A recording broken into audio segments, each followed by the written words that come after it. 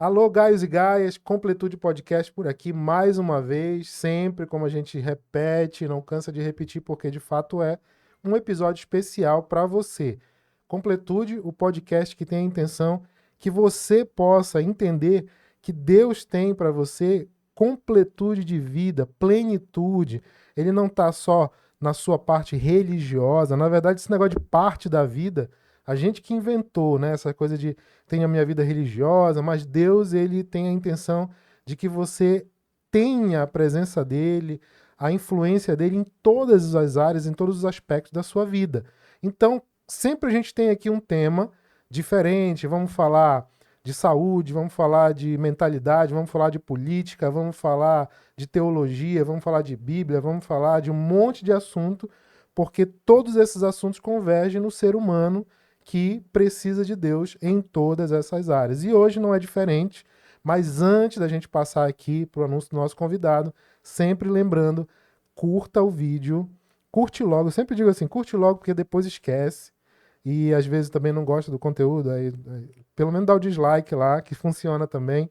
Se inscreve no canal, tá bom? Tem gente que assiste aí, nem se inscreve nem nada. Quando você se inscreve, você recebe a notificação, bota aquele sininho lá, todo vídeo novo que a gente vai lançando, você já recebe de primeira mão, já sabe que tem vídeo novo no ar, e aí você fica fazendo parte da família Completude, tá bom? Mas sem mais delongas, hoje eu tô aqui com um grande amigo de longa data aí, né?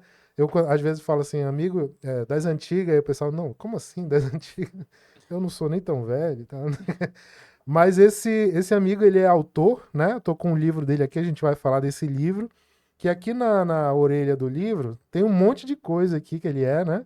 Ministro da Igreja do Evangelho Quadrangular, pastor titular da Igreja Cidade Nova, e aqui é Cidade Nova em Marabá, graduado em Direito, pós-graduado em Direito Público, teólogo, advogado, trabalha no Tribunal de Justiça, enfim, um monte de coisa. A gente vai conversar um pouco aqui. E ele tem atuado bastante nessa área. Tem até o título do livro já diz alguma coisa, né? Governai. Estou aqui com meu amigo Vandinho, mais conhecido agora como senhor Evando Filho. Seja bem-vindo, que a gente possa aí usufruir da sua presença, porque é uma passagem, literalmente, né? Rápida aqui por Belém, já volta depois para Marabá, mas a gente aproveitando aqui esse tempo, né? Inclusive o Moisés, nosso parceiro aqui, tá precisando de tratamento aí, passou mal e tudo, nem pôde estar hoje na bancada aqui com a gente, mas a gente bota bola para frente, vamos seguindo aqui o trabalho. E obrigado pela tua presença, Vandi. E a gente sempre inicia passando a bola para o convidado para ele poder se apresentar um pouquinho aí, falar um pouco de quem ele é, para o nosso público aí que não te conhece ainda, né? Legal, Rafa. Muito prazer em estar aqui, muita alegria. Cheguei agora há pouco de Marabá e assim, você falou de amigo das antigas, é das antigas É das mesmo. antigas, né? Pessoal que não repara, mas é das antigas. E isso é muito bom a gente ter amizades assim. Eu me recordo assim de tantos momentos que a gente viveu juntos, né, servindo, ministrando ao Senhor na área da música que nos uniu, né, tempos atrás. E Deus vai conduzindo nossa vida por tantos caminhos e hoje estamos aqui, eu morando em Marabá, mas estou sempre em Belém. E quando surgiu essa oportunidade, eu já conhecia o canal aqui, o podcast, e realmente, assim, acho fantástica essa ideia da gente apresentar e viver uma vida plena em Cristo, né? Como você bem falou na abertura, o evangelho ele não está limitado a apenas um aspecto da nossa vida, né? Mas o evangelho ele produz uma plenitude realmente de vida dentro de nós. E nós não temos como separar quem somos, né, a partir dos lugares que a gente acessa, frequenta, dos círculos que a gente está ali, seja de amizade. Nós somos cristãos em todo lugar, em todo tempo, e servimos a esse Deus em toda e qualquer situação. Então, assim, como fala inicial, quero dizer que eu estou muito feliz de te reencontrar e Legal. dizer que estamos aqui, né, enfim, conversar sobre o reino de Deus, né? O livro é uma das abordagens que a gente trata, mas trago um abraço da Thaís, das crianças Famosa para Tatá. vocês, Tatá, um beijo para ela. Então, assim, é muito bom reencontrar você, reencontrar a Thelma. Moisés hoje não tá aqui, mas meu abraço para ele. Se recupere, meu amigo. Que Deus abençoe a todos nós. Vamos viver essa plenitude, essa completude que Deus tem para nós. Legal, legal. Para quem não sabe, né? A Thelminha, minha esposa, hoje está de estagiária aqui. Geralmente a gente tem aqui o pastor Alex, que já é o profissional do OBS ali, comandando a câmera. Quando ele não pode, vem o pastor Yuri. E hoje a Thelma tá suprindo aí a... E muito bem, diga-se de Muito bem, passagem. que ela já deu a dica Já do áudio resolveu um aqui. Já BO resolveu. aqui que ninguém sabia. O pessoal só foca no OBS e não E não- resolve os BOs. Exatamente. Mas para quem não sabe, o Vandinho já foi assim... Digo já foi porque a tua atividade hoje multifacetou bastante, né?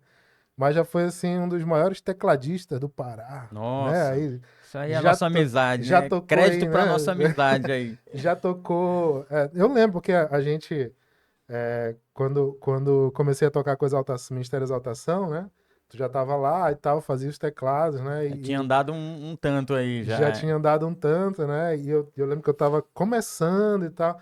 Já tocava, assim, mas nunca tinha tido experiência de banda, estrada e tal, né? E foi um período assim que eu cresci muito, né? Tu, Fabrício, Rony, sempre ali ficava atento e tal. Aí eu lembro que eu olhava as coisas assim e eu não entendia nada. Rafa, Eu ficava olhando assim. aquela escola para nós foi maravilhosa, assim. Inclusive aproveitar para mandar um abraço pro Guaraci, Alessandra, toda a equipe, Fabrício, Rony, amigos, né, que a Sim, gente forma nessa jornada. E você falou, né, é uma escola para nós, né, de servir, de amar, de perdoar. Porque a gente vai sendo exercitado na fé em cada um desses momentos, dessas etapas, e como você falou, a gente vai depois assumindo outras tarefas, Deus vai nos posicionando em outros lugares, mas eu digo por mim, assim, a adoração, a música é algo que está dentro do nosso DNA, né? Deus, na verdade, colocou isso no ser humano, né? Fomos feitos para esse lugar da adoração, independente se com música ou não, sim. mas nós nascemos para isso, para glorificar a Deus, né? E é um privilégio realmente poder servir nessa área do louvor. É uma escola, a gente rodou o Brasil todo aí. É muita bagunça, muita festa e muito aprendizado também. É sim. E eu lembro que nessa trajetória, porque assim tem muita coisa ligada, é bem, bem interessante, né? Assim, por exemplo, é, foi nessa trajetória com a Exaltação que tu conheceste a Thaís, né? A Pronto. gente foi tocar em Tucuruí, né? Aí fizemos lá. Teve um período que a gente ia muito lá em Tucuruí, né? A gente estava indo Bora marcar bastante. um podcast para eu trazer ela e a gente Sim, contar contar essa essas. É história. isso aí. Porque no caso da nossa, seja do momento que nos conhecemos até a fase que a gente está vivendo hoje, com 3 filhos, tudinho, e até o Minha sabe bem disso, foi milagre atrás de milagre, Uhum. né? A gravidez, a cura, tudo que Deus fez na nossa vida, na nossa família, realmente passa por isso aí. Então tem que ser um podcast só para contar essas experiências aí com Deus, né? Mas você falou bem, o Exaltação, a gente viajava muito para Tucuruí, lá eu conheci a minha esposa, né? E Deus foi escrevendo uma linda história aí. Eu lembro bem dessa história porque, assim, tem outras coisas que vieram depois, por exemplo, a Thelma entrou depois, trabalhou no Bradesco, a Thaís entrou no Bradesco e tal, teve ali uma amizade, uma ligação, né? Mas eu lembro, tu não vai lembrar disso, mas eu lembro, vou te explicar porque eu lembro do retiro que a gente foi lá em Tucuruí. Não era bem em Tucuruí, acho que era saindo um pouquinho, É, mas da igreja lá, né? E a Thaís estava lá participando do retiro. E esse retiro me marcou muito, porque a gente tocava uma música que eu não vou me lembrar, acho que era do David Kinlan, que tinha um violão assim muito pegado. E eu lembro que toda vez que a gente tocava essa música, eu ficava com a sensação de que eu não tava muito legal, né? Eu não sabia se eu tava fazendo um acorde errado, alguma coisa. Aí eu lembro que tu falaste, Rafa, cuidado quando tu dá esse lá menor, que na palhetada fica sobrando esse misão aí. Aí eu peguei assim, rapaz, era isso. olha só. Mas é interessante, porque essas coisas vão marcando, assim, porque, Verdade. por exemplo, para mim, aquele momento era um momento assim que eu tava estudando muito violão e tal, ouvindo muito, na época de Hillsong estourando, e aí aquelas violas e tal, e eu ficava pegado, né? E às vezes eu não tinha referência. Hoje em dia, tô pondo no YouTube, né? Como tocar tal música no violão, já tem tudo lá, né? Hoje tá muito Mais diferente, né? fácil, né? Fácil. Na época a gente tinha que ficar meio que antenado, caçando assim e tal. Olha que Aí eu história lembro que massa, cara. aí eu lembro bem, cara, desse momento aí, porque fechou pra mim um negócio que eu não conseguia resolver Olha que harmonicamente, não sabia legal. entender.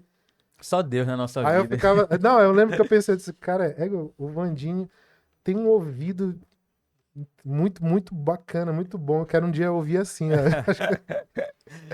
Mas enfim, essa fase aí durou bastante, né? Tu tocaste muito tempo na igreja, chegou a tocar com outras bandas, tocaste com o pessoal do Libertos, do Corsário. Libertos, Corsário, Conexão Direta e o Exaltação, e aí depois Obra-Prima, né, na Igreja Sede Quadrangular. E cada etapa, né, a gente vai. É essa estrada que vai dando, às vezes, percepções que realmente só a vivência ela nos permite, né, ela nos capacita. Então, eu digo assim: a escola do louvor, do Ministério de Música, seja ele da igreja local ou até de algum ministério, né, em nível nacional, ele é uma grande escola de vida mesmo com Uhum. Deus, de ministério, de servir, né, de amar, né, de se sacrificar. Eu lembro das nossas viagens pro Tocantins, cara, Viagem de carro, de carro na madrugada, sem dormir. Eita, era tanta aí, coisa. aí tinha tipo horário pra chegar, então era meio vida selvagem, né? Não tem tempo pra esperar, vai ter que encarar do jeito que. Vai do jeito que tá. Isso é tanta história, meus irmãos, que olha. Viva essa experiência com Deus, viva, se permita viver certas experiências, né? Sair da zona de conforto. Eu olho muito essa geração, você me permite esse comentário aqui. A geração atual, ela de certa forma, ela tem muito, você falou no YouTube ela tem acesso hoje a coisas que nós não tínhamos e que gostaríamos muito de ter naquela Sim, época. Ah, eu sou mais velho que você, então assim, coisas que você provavelmente já teve, e que eu lá quando comecei a estudar teclado, enfim, eu não tinha. A gente tinha que comprar métodos de aham, improvisação escritos, porque não havia, às vezes, nem CD. Eu sou da época do cassete, do LP, então tu imagina a situação. Então a gente tinha que ir para livros sobre harmonia, sobre improvisação, coisas que você hoje pega um youtuber aí e você vê em 3 minutos ele te ensina uma escala pentatônica menor e tal. A gente uhum, tinha que ir lá para estudar a partitura, para conseguir ler o que o livro ensinava, para tentar executar ali no ensaio, para fazer no ao vivo, onde eu quero chegar. Que hoje está tudo muito mais fácil. sim, E isso, de certa forma, colocou, formou uma geração onde as coisas parece que elas vêm muito fácil e você acaba não valorizando aquilo. sim, Você por exemplo, momentos como esse que eu mencionei aqui de viagens, de experiências, hoje as pessoas elas nem se permitem mais ter, porque preferem ficar ali no comodismo da sua, né, do seu espaço, da sua casa, vendo algo no YouTube e não vai para viver a realidade mesmo lá fora, sim. sabe, de sair ali daquela zona de conforto. É meio que um desabafo isso, porque assim, esse é um outro departamento, né, dessa jornada, né? A gente como pastor, como líder, a gente vai vendo que tem tanta gente, Rafa, com tanto potencial, mas que se acomodou ali É, sabe, numa zona, né, que a sim. gente convencionou chamar de conforto, de neutralidade. Ah, não me envolvo. Uhum. Ah, mas a pessoa sabe que precisa, que tem um chamado de Deus para pregar, para fazer, para, enfim, cumprir o seu chamado. Mas ela ficou neutra em relação a isso, prefere ficar ali naquele ambiente que é favorável para ela. E eu lembro que a gente carregava a caixa, a gente que montava o E não som. era pequeno, era um Não negócio era, não pesado, era né? essa JBL top que tu carrega com uma mão, era aqueles monstros que você Ah, precisava de dois para carregar. umas valizes assim do tamanho de um Fusca, cheio de cabo dentro. Na época do Libertos, na PIB, 97, a gente ia fazer evangelismo ali na Praça da República, ali na frente, levava umas caixas enormes pro Coreto, né? Sim, Assim, aí a galera ia chegando, ia formando, e quantos jovens não foram alcançados, legal, quantas vidas não foram legal. alcançadas. Época do Conexão Direta também, antes, lá em 94, a gente viajava, hoje não pode mais, né? Mas antigamente viajava, o som ia no caminhão atrás e os músicos iam em cima das caixas de Sim, som. Meu amigo, se freasse, era um rebolando por cima do outro, caindo, sendo atropelado. Mas é isso que vai forjando um caráter mesmo de uhum, guerreiro, né? Que eu acho que isso é algo que foi se perdendo na facilidade do sim, tempo atual, sabe? E a gente não pode se permitir viver a tal ponto que assim, a aflição, a angústia do outro não nos faça romper com esse lugar aqui do nosso conforto, sabe? A gente precisa fazer o que os nossos pais apostólicos ensinaram e fizeram por nós, porque eu penso assim, que se hoje a gente vive o evangelho aqui na Amazônia, em Belém, eu tô lá em Marabá, foi porque alguém antes sim. de nós pagou o preço do desconforto, do sacrifício, né, da entrega, para que o evangelho chegasse até mim, até você, até minha família, né? Mencionar aqui, por exemplo, o trabalho do nosso reverendo pastor Josué Benson. Saiu da Bahia numa igreja enorme lá, completamos ano passado 50 anos de história no Pará. E foi lindo ver o Mangueirão Mangueirão lotado. lotado, né? E assim, é uma inspiração para nós essa visão apostólica. Tinha filho pequeno, tinha esposa, tinha uma igreja lá estabilizada, grande, forte lá, mas veio romper, né? E por causa desse sacrifício, dessa decisão, desse trabalho, hoje a igreja Sim. e quantas famílias não foram abençoadas, eu, meus filhos, né, que são fruto de uma certa forma de todo esse trabalho, né, toda a minha família. Então, assim, a gente não consegue, às vezes, dimensionar o tanto que uma atitude de fé e de sacrifício muitas vezes é capaz de produzir. Não apenas em você, mas no outro e para gerações E outras futuras. gerações, né? Eu costumo falar, às vezes a gente fala sobre isso, tanto ensinando quanto pregando, às vezes eu gosto de chamar disso de a cadeia do discipulado, né? Que a gente vai percebendo que às vezes uma decisão de uma pessoa numa geração, eu cito muito, na verdade eu faço assim, quer dizer, não é que eu que faço, né? Eu uso muito isso tem em livros, tem em outros lugares, o exemplo, por exemplo, do Billy Graham, que a gente tem como o grande evangelista do século passado. A mensagem do Billy Graham salvou, sei lá, milhões e milhões de pessoas de maneira direta, né? Só que é interessante que quando você vai perceber, o Billy Graham ele foi evangelizado, ele era ali adolescente, ele foi evangelizado por um pastor chamado Mordecai Ham, que ninguém ouvia muito ele porque ele era muito duro. Ele montava, estava naquela época das tendas, né, e fazia as cruzadas e tal. Ele montava um carrinho numa rua, só que a pregação dele era: você vai para o inferno porque você tá pecador, você é pecador, precisa de Jesus e tal. Então dava sempre um público ali de 30, 20 pessoas. Ele, quem aqui quer entregar a vida para Jesus? Sempre era dois, um.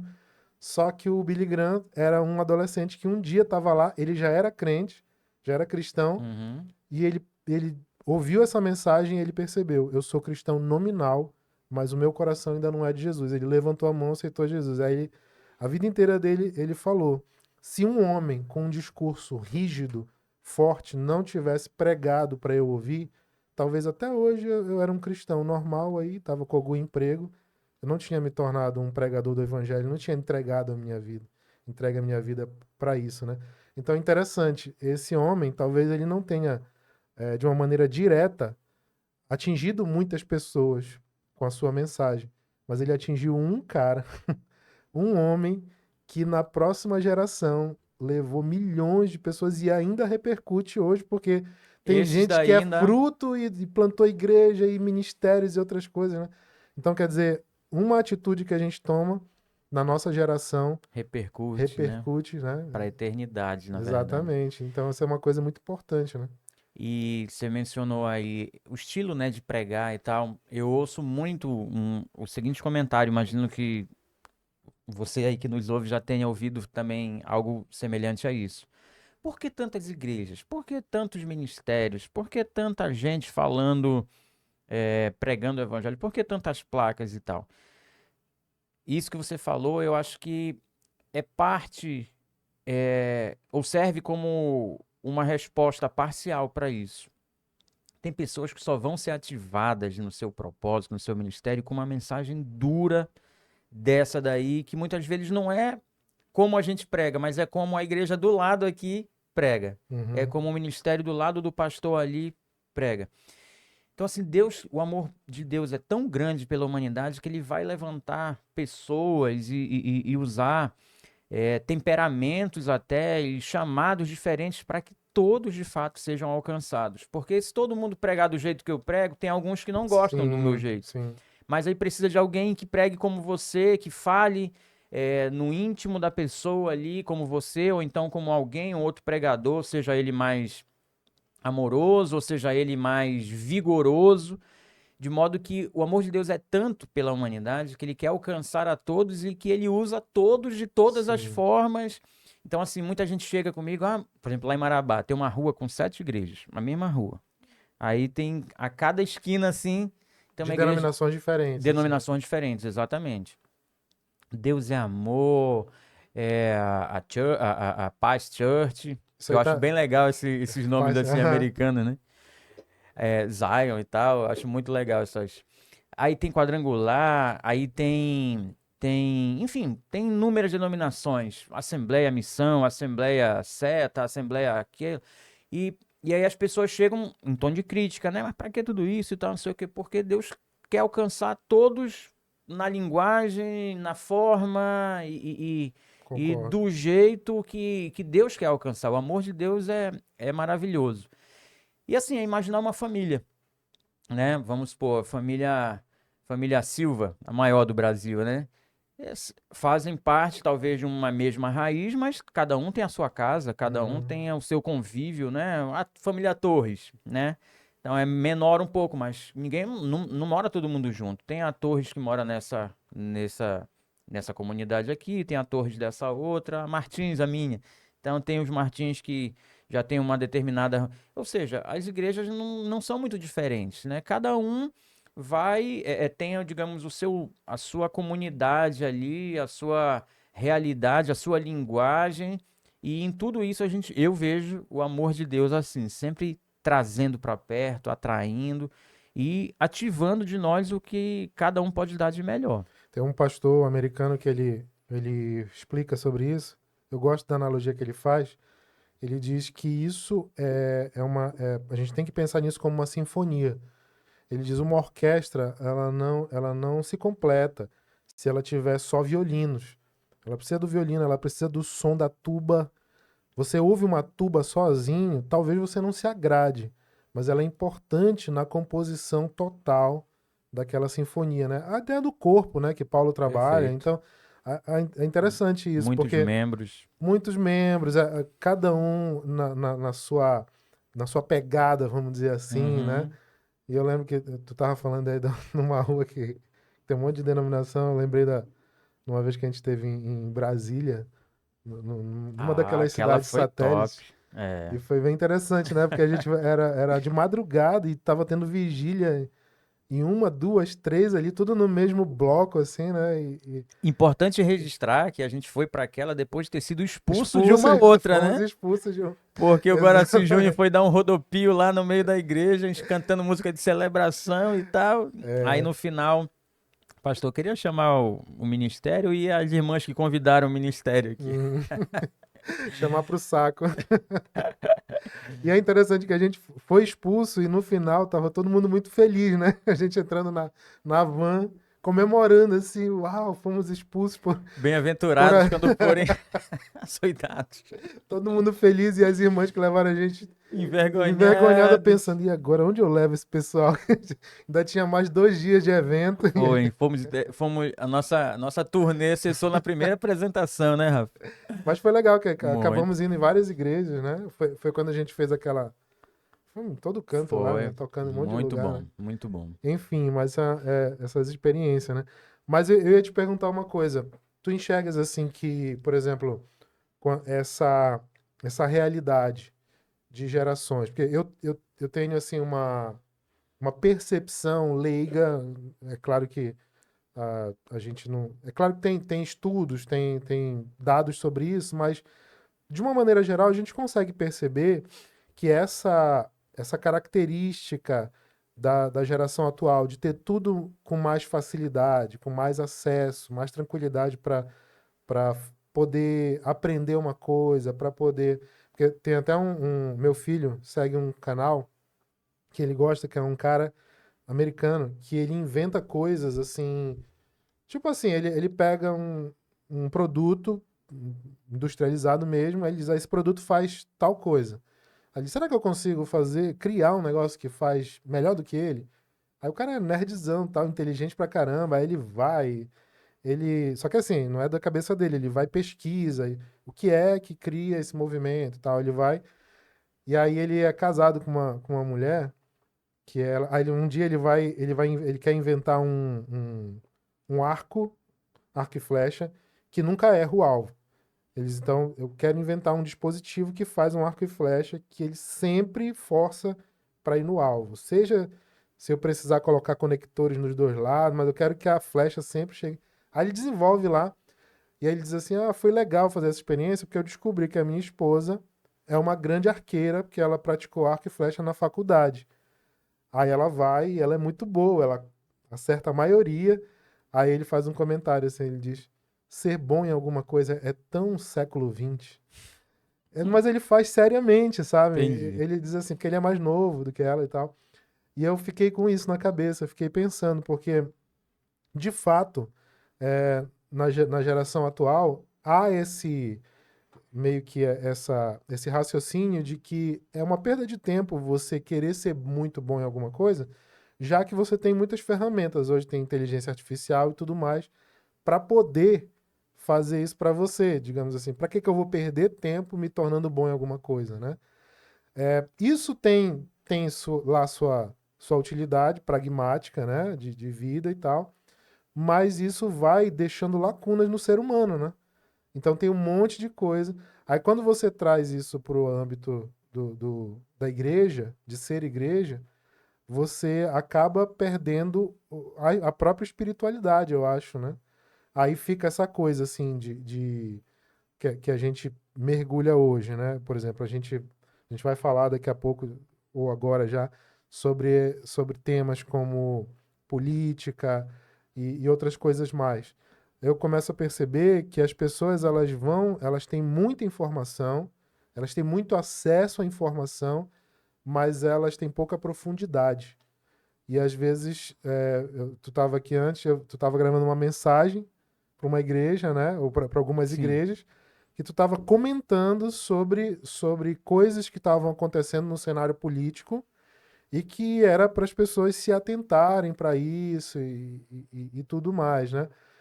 Na tua percepção, as pessoas hoje, tu como pastor, como alguém que lida com vários aspectos nesse sentido, as pessoas hoje, elas têm uma grande dificuldade nesse sentido de poder compreender as coisas.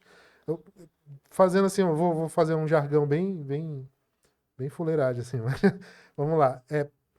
Hoje, é mais fácil ou mais difícil as pessoas serem manipuladas, por exemplo, por um discurso que alguém utilizar de muita eloquência, de muito convencimento, de uma capacidade muito grande ali de massa, né? Vamos dizer. É, Como é que tu enxerga isso? Compreendi. Entendeu? Eu não sei se eu fui Não, claro, perfeito. mas tu Claríssimo. entendeu, né? Claríssimo. Eu vou responder, mas vou voltar para uma explanação, né? É, de maneira bem objetiva, eu penso que hoje as pessoas estão muito mais suscetíveis ao engano, aos sofismas, né? E isso tem a ver muito com o que você falou anteriormente. Eu quero então voltar para lá, mas de forma pragmática e prática. Hoje as pessoas, apesar da informação, da maior informação que possuem, falta-lhes sabedoria, né? Para julgar, discernir, avaliar, aprofundar E aí é o ponto que eu quero voltar. Você citou o exemplo do seu filho, né, no YouTube. Eu vou mencionar também um dos meus filhos, o Bernardo, muito habilidoso. Aliás, cada filho é especial, assim, carrega algo, uma característica muito peculiar. Meu mais velho, super inteligente, fala muito bem, muito bonito. O do meio já é super extrovertido, super comunicativo, muito habilidoso, músico de mão cheia, assim, tem 11 anos, é o baterista da nossa igreja, Legal. é goleiro, já foi campeão várias vezes jogando futebol. E aí minha filhinha, né, a cerejinha do bolo, a Thalita, também tem todo um jeito especial de ser. Enfim, cada um tem uma característica. Quero mencionar o caso do Bernardo em relação à música. Extremamente habilidoso, tem um dom da música, mas pede para ele sentar numa bateria e estudar, ele logo fica impaciente. Uhum. Ele quer já o resultado ao invés do processo. E é nesse contexto, eu também não tenho dados científicos aqui para abordar esse tema, mas pela vivência, né? Pelo que a gente enxerga aí do que está colocado. Essa geração, né, que não é a nossa, é a dos nossos filhos, ela é muito focada nisso. Tem muita informação, tem muito acesso, mas muitas vezes não quer pagar o preço para se tornar bom ou excelente em algo que tem a ver com o seu propósito. E essa é uma. Quero fixar um ponto aqui para voltar nele já já. Eu lembro quando eu fui com 11 anos que eu comecei a tocar violão, Rafa, esses meus dedos que até hoje ainda tem marca, eles ficavam feridos de Uhum. tanto que o professor me deixava lá. Eu passava semanas fazendo um único exercício lá, para poder pegar a independência dos dedos, na mão direita, na mão esquerda, dedilhado, isso aqui. Meus filhos, eu já tentei reproduzir esses mesmos exercícios, eles fazem no máximo 5 minutos. Um desses, não, quero outro. Cadê? Eu quero tocar. Qual é? Tem a cifra aí já para eu pegar? Então, assim, é uma geração muito acelerada, de muita informação, de muito conteúdo. E conseguem fazer? Conseguem, mas sem passar por essa etapa, que para mim é fundamental, porque é o que vai nos preparar para nos tornarmos quem nós temos que ser, quem Deus nos projetou para ser, e aí entra o propósito. Trazendo para o contexto de igreja que você mencionou, tem uma passagem muito que eu amo muito, né, e que é conhecida de todos aqui, Romanos 8:28, que todas as coisas cooperam para o bem, né, daqueles que são chamados por Deus segundo o seu propósito, né? Então, todas as coisas cooperam, é a dificuldade, todo mundo tende a parar aí, né, nessa vírgula, mas elas cooperam quando você está alinhado com o seu propósito, é um ponto de convergência. O JB Carvalho, alguém que eu leio e ouço muito, ele tem uma mensagem chamada ponto de convergência, exatamente isso. Quando você encontra o seu ponto de convergência, quando Deus te leva e você percebe que ali é o seu lugar, ali é o lugar do seu propósito, aí sim é esse momento em que todas as coisas vão convergir. Todas as coisas vão cooperar, porque você está no lugar que Deus te chamou para estar. E o que eu vejo hoje na igreja e na vida é assim, como eu mencionei, muita gente com potencial extraordinário, mas que por não querer viver as etapas necessárias para que o propósito se cumpra, elas se perdem e se distraem nessa jornada, nesse meio de caminho. Uhum. E ficam literalmente à beira do caminho, porque não querem dedicar mais tempo, sacrificar, seja no estudo, seja na vida, seja no que for. Elas acabam não vivendo tudo que poderiam, ficam aquém daquilo que Deus projetou, exatamente pela incapacidade não, mas pela indisposição de fazer o que tem que ser feito. E aí, nesse contexto, eu volto aí para a questão que você pontuou, né, no cenário geral aí, político e tal. As pessoas, elas realmente, elas têm muita informação, têm um senso crítico muito grande, mas que muitas vezes não conseguem filtrar, perceber e mais, ir em busca do mais profundo, né? Eu trago uma abordagem no livro que é um pouco desafiadora, assim, porque é enxergar as coisas que estão há muitos anos na nossa frente, mas sob um novo um novo ponto de vista. É como trocar as lentes, né? Será que a relação do cristão e da política, ela tem que ser de oposição? Ela poderia estar trabalhando de forma cooperativa? De que forma isso é possível? Então, assim, a gente é logo, digamos assim, instado a repelir qualquer tipo de associação desse tipo. Por quê? Porque a gente veio aprendendo, a gente foi informado, a gente foi enganado, né, por aqueles que não querem essa relação, essa inter-relação. A gente foi ensinado pelo mundo, ou às vezes até mesmo dentro da igreja, de uma forma que, se a gente for mais fundo na própria palavra, a gente vai encontrar coisas novas que vão nos recolocar no lugar do nosso propósito. E assim, sem medo de errar, eu digo que Deus nos chamou para governar a terra. Foi esse o propósito que ele deu para o homem, lá atrás, lá no Éden, né? Sejam férteis, multipliquem-se, liderem, governem a terra. O pecado, quando veio, rompeu isso daí. E aí Jesus, quando vem, aqui é mais ou menos aqui a história da humanidade em um recorte, né? Jesus, quando vem, ele redime todas as coisas.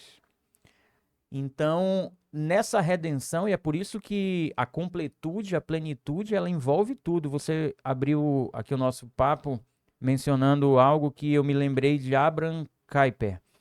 Abraham Kuyper, que é um teólogo holandês. Ele dizia assim, que não há 1 centímetro quadrado em todo o universo que Jesus não reclame e diga, isso é meu. Uhum. Então, por que a gente começou a separar? Não, política, isso aqui não é de Deus. Não, assuntos relacionados a governo, isso não é de Deus. Assunto que é de Deus é só salvação e teologia. Não, nós fomos formados por Deus, gerados no céu. Somos cidadãos do céu e cidadãos da terra. Paulo fala sobre isso. E é interessante que, quando ele fala sobre isso, ele fala lá em Romanos 13, na dupla cidadania. Quando ele fala sobre autoridade, toda autoridade é constituída por Deus. E aí, se você lembrar, em Romanos 12, ele fala sobre a metanoia, ou seja, enxergar as coisas de uma outra maneira. Então, eu percebo uma relação muito intencional nisso daí. Ele está dizendo, olha, vocês têm que renovar a mente de vocês, transformar a forma de pensar, renovar a mente, para experimentar qual é a boa, perfeita e agradável vontade de Deus. Aí vamos lembrar também que as cartas não eram divididas em capítulos ou versículos. Uhum. Isso é uma metodologia para estudo, vinda séculos depois. Então era uma carta. O que ele estava fazendo era uma narrativa de que, olha, transforme sua mente. Mude o seu pensamento. Deus tem uma vontade que é boa, perfeita e agradável. As autoridades, elas foram constituídas por Deus. O governo está aqui porque ele precisa ordenar todas as coisas. Ou seja, você percebe uma correlação direta, não é nem indireta. Sim. Ele está falando que nós precisamos mudar a nossa mente para enxergar todo o plano de Deus, e que envolve, inclusive, esses aspectos que muitas vezes a igreja tem se distanciado pelo fato de não querer se aprofundar, de não querer conhecer, de não querer buscar conhecer, né, até mesmo na própria palavra, as razões mais profundas de uma teologia política, de uma teologia pública. Legal. Cara, bom, a gente já entrou aí em algumas esferas bem interessantes aí, né? Perdão por ter De assunto. avançado Não, aí não, hoje. não, perfeito, porque na verdade é justamente que, como eu falei, né? A gente entra em assuntos assim muito conectados, mas eu grifei aqui na minha mente, enquanto tu falava, eu grifei dois termos, três termos, mas dois de passagem, e eu quero terminar num aqui falando um pouco do livro, quero que tu fale um pouco disso e a gente vai puxar esse assunto. Tu começaste falando algumas coisas e tu chegaste no ponto da sabedoria. Eu lembro que eu tenho um livro do Thiago Brunet que eu tô lendo agora, que tem lá cada capítulo ele coloca lá uma frasezinha de efeito de outro autor, e tem uma que eu gostei muito, que tá lá assim, para você que quer saber a diferença entre conhecimento e sabedoria. Conhecimento é você ter a informação de que tomate é uma fruta. Sabedoria é você não colocar ele na salada de fruta. Eu achei muito legal, porque, tipo assim, hoje nós somos. A gente pode dizer que a gente vive a geração do conhecimento. Cara, qualquer coisa, eu jogo lá no Google e me diz, hoje com o negócio de chat GPT e inteligência artificial, a gente pode saber qualquer coisa, quase tudo que se tem conhecimento. A gente pode acessar bibliotecas do mundo inteiro online, acessar as obras que antes uma pessoa tinha que saber ler no original, tinha que se deslocar para outro continente. Hoje a gente pode acessar, traduzir automaticamente para a nossa língua, né? O celular, a gente pega aqui um negócio chinês, um manual chinês, eu jogo meu celular e Traduz ele automático. traduz, bota as letrinhas lá em português para mim e tal. Então, assim, conhecimento hoje não é problema, né? A questão é a sabedoria, ou seja, o que fazer com esse conhecimento, né? Ah, tomate é fruta, então mete ele na salada de fruta. Não vai ficar legal, né? Então, a sabedoria, ela é a mais, é uma coisa a mais, né? E então, assim, a gente talvez às vezes confunda isso, né? Outro termo que tu falaste, que para mim é muito crítico, assim, no sentido de tudo na vida, é o propósito, né? Muitas vezes a gente confunde propósito com objetivo. Então, você pode ter muitos objetivos, mas o propósito, ele exige uma profundidade, né? Então, o propósito te faz, por exemplo, passar, aquilo que você estava comentando antes, né? Passar por circunstâncias que você não queria ou que você preferia que fossem de outra maneira em nome de alguma coisa, né? Então, eu sempre gosto de É citar algo maior do que a maior, circunstância, a maior do dificuldade, que eu o mesmo, prazer né? até. Exato. Então, por exemplo, eu sempre gosto de citar o caso de Estevão. Quando a gente chega lá em Atos e a gente lê um pouquinho antes de Estevão, porque o Estevão, ele é o primeiro Marte e ele é martirizado depois de Lucas comentar que ele era um dos caras cheios do Espírito Santo mais ativos. Ele era um dos proativos, porque tem a escolha ali dos diáconos e tal. E ele, a gente não pode afirmar porque a gente não estava lá para ver, mas pelo texto, dá a entender que ele era Ele se mais destaca, ativo do né? que os discípulos, no sentido assim de dinâmico e tal. E Deus diz: esse vai morrer. Então, assim, quando ele tá ali para morrer, ele vê os céus abertos e o Filho de Deus dizendo: cara, vem, tá cumprindo teu propósito, é isso aí, né? E ele morre ali, vamos dizer, satisfeito, cumprindo o seu propósito, né? E E é me louco, permita né? aqui o Sim, impacto disso, talvez, na vida de Saulo. A gente falou exato. ali, a gente falou do pastor que Isso, ganhou o Billy Graham e quantos Billy Graham né, alcançou. Então, aquele martírio ali, quantas noites talvez Saulo não tenha pensado naquela cena? não, eu acho que ele carregou a vida inteira isso. Né? Tem gente até É, que fala que o parte ali daquele espinho, né, na carne tem a isso, ver com é essa, com possível, é. essa, com essa perseguição que havia antes. Mas assim, perdão por ter Não, interrompido, é não, só porque tem tudo perfeito. a ver com isso, né? O É, propósito, ele dá sentido para nossa vida e ativa o propósito de outras pessoas. Quando a gente cumpre o nosso, a gente está também ativando o propósito das demais ao nosso redor. isso. E assim, aí a gente chega, por exemplo, tu escreveste um livro aqui que o título é Governai, né? Aí tem o subtítulo A Expansão do Reino de Deus na Esfera Política. Eu sou de uma geração que eu ouvi, fui ensinado, vamos dizer assim, entre aspas, né? Eu não tive ninguém assim dizendo isso pra mim, mas eu ouvi de púlpito, ouvi na rádio, ouvi em vários lugares, líderes dizendo assim: política não é de Deus. Ou pessoas dizendo coisas do tipo: o crente não se envolve com política, né? E a gente vê hoje que o resultado disso, na verdade, eu tenho até uma análise, eu não sei qual é a tua. Aliás, eu sei assim, pelo conteúdo do teu livro, mas não é bem isso o conteúdo, mas eu não entendo, eu não acho tanto que seja que a gente viva o fruto desse pensamento. Eu acho que esse pensamento foi passagem. Tipo assim, eu acho que esse pensamento ele foi apoiado pelo lado de lá, porque o lado de lá é muito interessado. Quando eu digo lado de lá, entendedores Uhum. entenderão, né? Tanto espiritualmente quanto ideologicamente, todos os aspectos. O lado de lá é muito interessado, por exemplo, aquela velha história, né? O diabo, ele não quer. Se tu não acreditar no diabo, ele Melhor acha pra ele. ótimo. Ele acha ótimo, né? Então, quer dizer, o lado de lá, se ele achar que pra ti não se envolver com o assunto que ele tá reinando, perfeito, cara, beleza, ideal, né?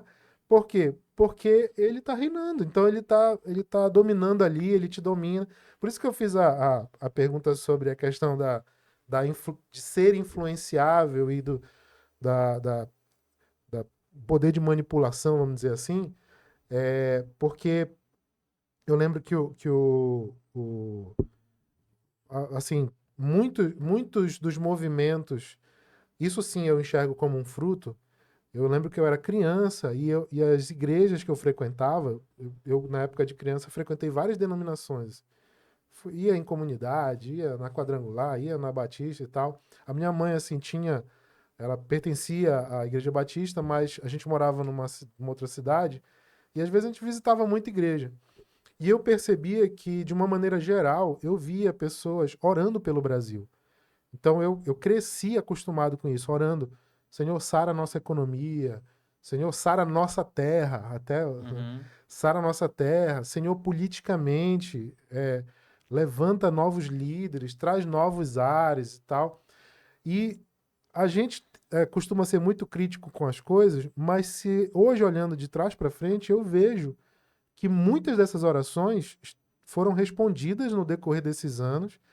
E hoje a gente vive um momento que eu entendo, assim, a minha percepção é um novo momento de continuar orando pelo Brasil, porque de certa forma talvez a gente meio que parou de orar e viu algumas coisas acontecerem, beleza, vamos lá, vamos viver, agora vamos atuar e tal, mas a gente continuar orando, mas também, e aí eu vou passar a bola para ti, que aí já tem a ver aqui com muito da tua tese aqui no livro, da gente se posicionar. E aí que eu queria chegar. O posicionamento do cristão, né? Posicionamento aí em vários sentidos. Tanto no sentido de você tomar a posição teoricamente, assim, eu me alinho a isso, eu defendo isso ou aquilo, quanto no sentido de você se posicionar, de você assumir a posição, você ocupar a posição, né? Tu fala sobre isso aqui no livro. E eu queria que tu desse uma pincelada nesse sentido aí para a gente poder entender o que o, o reino de Deus tem a ver com a esfera política e por que ele pode ser expandido nesse sentido. Show de bola. Vou tentar aqui reunir o máximo de informação, porque a deixa aí foi longa para eu conseguir gerir, né? Mas vamos lá. Vou me socorrer de uma frase que eu até trago no livro, de Platão, simplesmente, né? Filósofo grego da antiguidade. Ele dizia assim: não há nada de errado com quem não gosta de política. Simplesmente serão governados por quem Por quem gosta, gosta, claro. né? Uhum. Então, assim, com essa ponderação, eu quero chamar a atenção para que não há nada de errado. Tem gente na igreja que não gosta e é a liberdade individual de cada um. Se tem gente que crê que não deve se envolver, que assim seja, né? Um pressuposto da fé cristã é a liberdade. Sim. Se a gente olhar para o Éden, você vai ver que Deus deu liberdade para o ser humano, a ponto até de permitir que ele pecasse. Então não faz nenhum sentido para nós, ao falarmos de governo, de política aqui, querer impor qualquer tipo de visão, né? Até mesmo teológica, quanto mais política, né? Então eu vou fazer aqui algumas inserções, fica à vontade se quiser também interagir. Mas assim, primeiro, a proposta do livro não é de alguma forma apresentar um projeto político de governo, não. Tanto é que o tema é a expansão do reino de Deus. O livro fala sobre o reino de Deus que avança em todas as esferas, não o inverso. Deixa eu fazer logo uma interrupção aí. Pronto. Porque já que tu falaste nisso, tu estás familiarizado com o termo teologia do domínio? Sim. É disso que tu está falando? Passa por isso. Passa por aí. Porque essa doutrina aí, isso já tem sido apresentada, a gente sempre tem que ter alguns cuidados e algumas observações. Ela já tem sido apresentada também de uma forma pejorativa Não, isso quer dizer, esse termo ele é cunhado por quem fala pejorativamente sobre isso. Exatamente. Então, a ideia é, o que tentam nos rotular a partir dessa nomenclatura é assim, os crentes querem impor uma agenda de costumes, é um governo teocrático, né? Querem impor a Bíblia como... Bem, vamos lá, voltando para a premissa da liberdade, que está desde o Éden, a gente quer encontrar o que Deus planejou para o homem é olhar para o Éden, né? A primeira vez em toda coisa citada na Bíblia, em toda palavra, todo ensino, a gente tem que olhar, é a partir dali que a gente vê o modelo daquilo que Deus sonhou. Então, quando eu digo, sem medo de errar, que Deus deu ao homem a capacidade de governar, eu abordo isso no livro assim, governo no céu, ou seja, o modelo que havia no céu, Deus implantou no homem. Por isso que ele diz, governem. E a partir de qual prisma, a partir de qual modelo? O que havia no céu. Né? E aí, então, o livro passeia por esses três ambientes, digamos, governo no céu, governo na terra, que é o mandato cultural, que eu falo muito sobre isso, e o governo na cidade. E isso tem, esse passeio, né, por esses âmbitos aí de influência ou de autoridade, tem a ver com o que você mencionou há pouco. Quer dizer, você mencionou sobre a sabedoria. Não adianta a gente conhecer determinados conceitos bíblicos até e não aplicá-los na nossa vida prática, né? Isso se aplica a todas as áreas do conhecimento, seja teológico ou... Não adianta eu ter o conhecimento na mente se ele não produzir um resultado concreto na vida, na minha vida ou na vida das pessoas. Pois bem, sobre a teologia do domínio. Quem adota esse tipo de teocracia não são modelos cristãos de influência. Se você olhar, embora tenha, tá? Houve no passado. Mas hoje, se você olhar, são países de religião muçulmana que adotam esse regime teocrático a ponto de governar civilmente a partir de uma lei religiosa. E a gente pode citar os países ali como o Irã e outros que têm, de fato, uma teocracia, né? E tanto o livro como a Bíblia, esse livro aqui, como a Bíblia, elas não propõem isso. O que, na verdade, Jesus vem nos ensinar é que nós pertencemos a Cristo de uma forma integral. E aqui é importante também já separar daquela história da teologia da missão integral, porque ela também é perigosa em alguns aspectos. Inclusive, alguns expoentes da teologia da missão integral que estão utilizando esse termo da teologia do domínio para falar criticamente a quem tem, como cristão, atuado mais na política, né? A missão integral é a teologia da libertação, é a versão evangélica da teologia da libertação, com todas as características perigosas que ela carrega, que ambas carregam. Mas também não é de se desprezar tudo, porque, como eu falei, o que Jesus espera de nós é uma vida totalmente entregue, né? Uma plenitude de vida que a gente recebe dele, para que a gente também dê tudo de nós, em todas as áreas, o nosso intelecto, o nosso tempo, a nossa vida, a nossa família, nossas finanças, tudo que temos, diz a palavra, foi Ele que nos deu. Então, o mínimo que podemos fazer é também dar a Ele tudo que temos, como eu disse, em todas as áreas. Então, em relação ao mandato cultural que eu mencionei, esse governo no céu, ele vem para a terra, e quando Deus fala lá no Éden também sobre cultivar a terra, você já começa a perceber aqui uma proposta de multiplicar e de fazer uma cultura, né? A cultura é isso, é aquilo que você, a partir de uma semente, você gera uma floresta. Então, perceba que Deus, quando nos chama, Ele nos chama para influenciar, para gerar algo na terra, para construir algo que reproduza um padrão celestial aqui. E é nesse sentido que Jesus, quando vem, diz, olha, seja feito aqui na terra como é feito no céu. Então, quando eu digo que Jesus redime todas as coisas, aquele mandato de governo lá atrás, ele é restaurado em Cristo, porque não há nada que Jesus tenha feito que não tenha resgatado, ou não tenha tido a força de resgatar tudo que Deus planejou um dia para o homem. Então, é nesse contexto. Sem abrir mão da liberdade, porque cada um, como eu disse, aí eu volto àquele ponto, você mencionou que muitos, a igreja, de certa forma, ela cresceu, né, se não diretamente, mas indiretamente, ouvindo isso. Não, o cristão não deve se envolver com isso.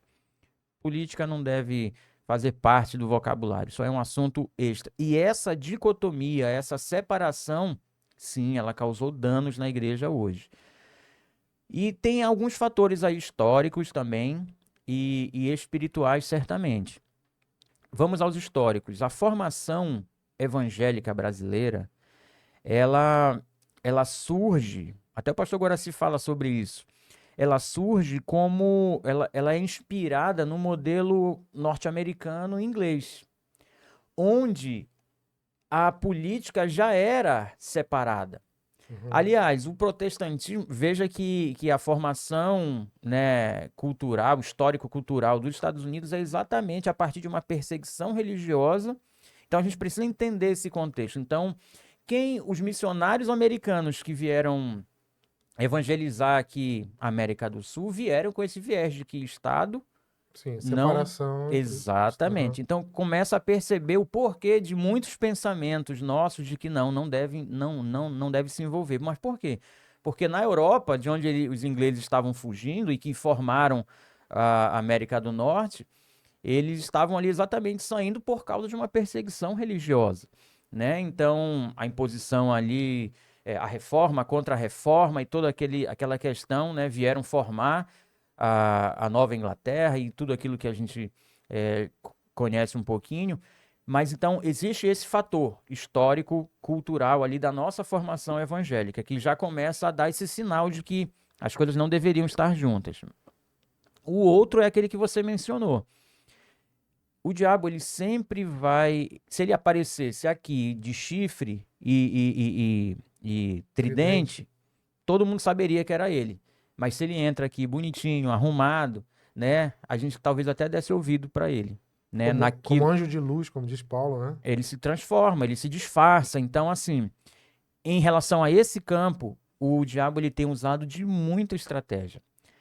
Paulo foi muito sábio em todos os momentos, mas em muitos em que ele alerta sobre sofismas, sobre discursos, né, que viriam para tentar nos enganar. E aí entra aquele ponto que você mencionou antes também. Muitos têm sido seduzidos por esse discurso de que não, a igreja tem que se preocupar com o lado espiritual. Mas o lado espiritual, ele influencia todos os outros. Eu não posso deixar minha fé aqui nesse espaço e quando eu sair ali na portaria do prédio ou em qualquer lugar que eu for, eu não sou mais cristão, não sou mais filho de Deus. Né? Então, o que eu sou em Deus marca tudo que eu faço na minha vida. Né? Eu vou contar um exemplo do que a gente realiza já em Marabá já há muitos anos. Tem uma célula lá na Justiça Federal em Marabá. Legal. Sol da Justiça é o nome. Onde pessoas já foram alcançadas para Jesus, portas as mais diversas já foram abertas, seja de emprego, de cura, de milagre. Um ambiente que não tem nada a ver com fé, mas que como tem pessoas ali, não apenas eu, mas os irmãos que lá comigo estão, partilham dessa mesma visão de que nós somos o sal da terra. Nós não somos o sal da igreja. O sal dentro do saleiro não tem função. É a história do conhecimento se não for aplicado. Então, a sabedoria está em você aplicar o conhecimento que tem. Então, o que Deus me salvou, e eu estou posicionado aqui ou acolá, é ali onde eu tenho que ser usado dentro do meu propósito para ativar pessoas, para alcançar pessoas. E isso tem a ver não apenas com essa questão da expansão do reino de Deus, né? Não apenas com política, mas com a expansão do reino de Deus em todas as esferas. E é esse um ponto que eu abordo no livro e que eu penso que precisa ser resgatado, porque é interessante para quem? Para o diabo que a igreja fique só dentro da igreja. Que os temas que a gente trate fique limitado ali àquele público. E é por isso que ele vai tentar sempre evitar que essa mensagem, que é poderosa, que é transformadora do evangelho, que ela saia desse ambiente, que ela vá para a arena pública, que ela alcance o parlamento para defender, por exemplo, a vida de inocentes no ventre de suas mães. Porque a gente sabe muito bem hoje do debate no mundo todo sobre aborto, legalização. O Brasil está vivendo tempos assim, liberação de drogas, legalização do uso de drogas, enfim, tem tanta coisa que, se você parar para pensar, isso não acontece no âmbito da igreja, pelo menos de uma forma tal como acontece no mundo. Né? Até porque não vamos imaginar também que a igreja seja um lugar onde não tenha problemas. Existe, mas não é essa a questão. Sim. É que a visão que o evangelho traz, que é de transformação, que é de nova vida, que é de completude, ela não pode estar restrita a esse ambiente. Ela precisa alcançar os lugares para onde Deus realmente quer que ela chegue. A mensagem ela é salvadora do mundo, não é salvadora só da igreja. Né? Então isso tem a ver com economia, tem a ver com os 7 montes que eu falo no livro, né? Que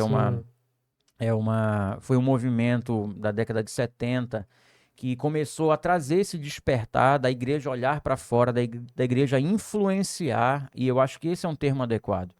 Influenciar, não é dominar, não é impor, não é fazer com que quem não quer ser cristão ou quem não quer obedecer a Bíblia obedeça. Não, porque que valor teria isso? Nem Deus quis assim. Eu vou te interromper, Por porque favor. assim, tem uma coisa para pontuar, para perguntar e para pontuar a partir daí, mas eu tenho que voltar um pouquinho numa coisa que tu falaste de passagem.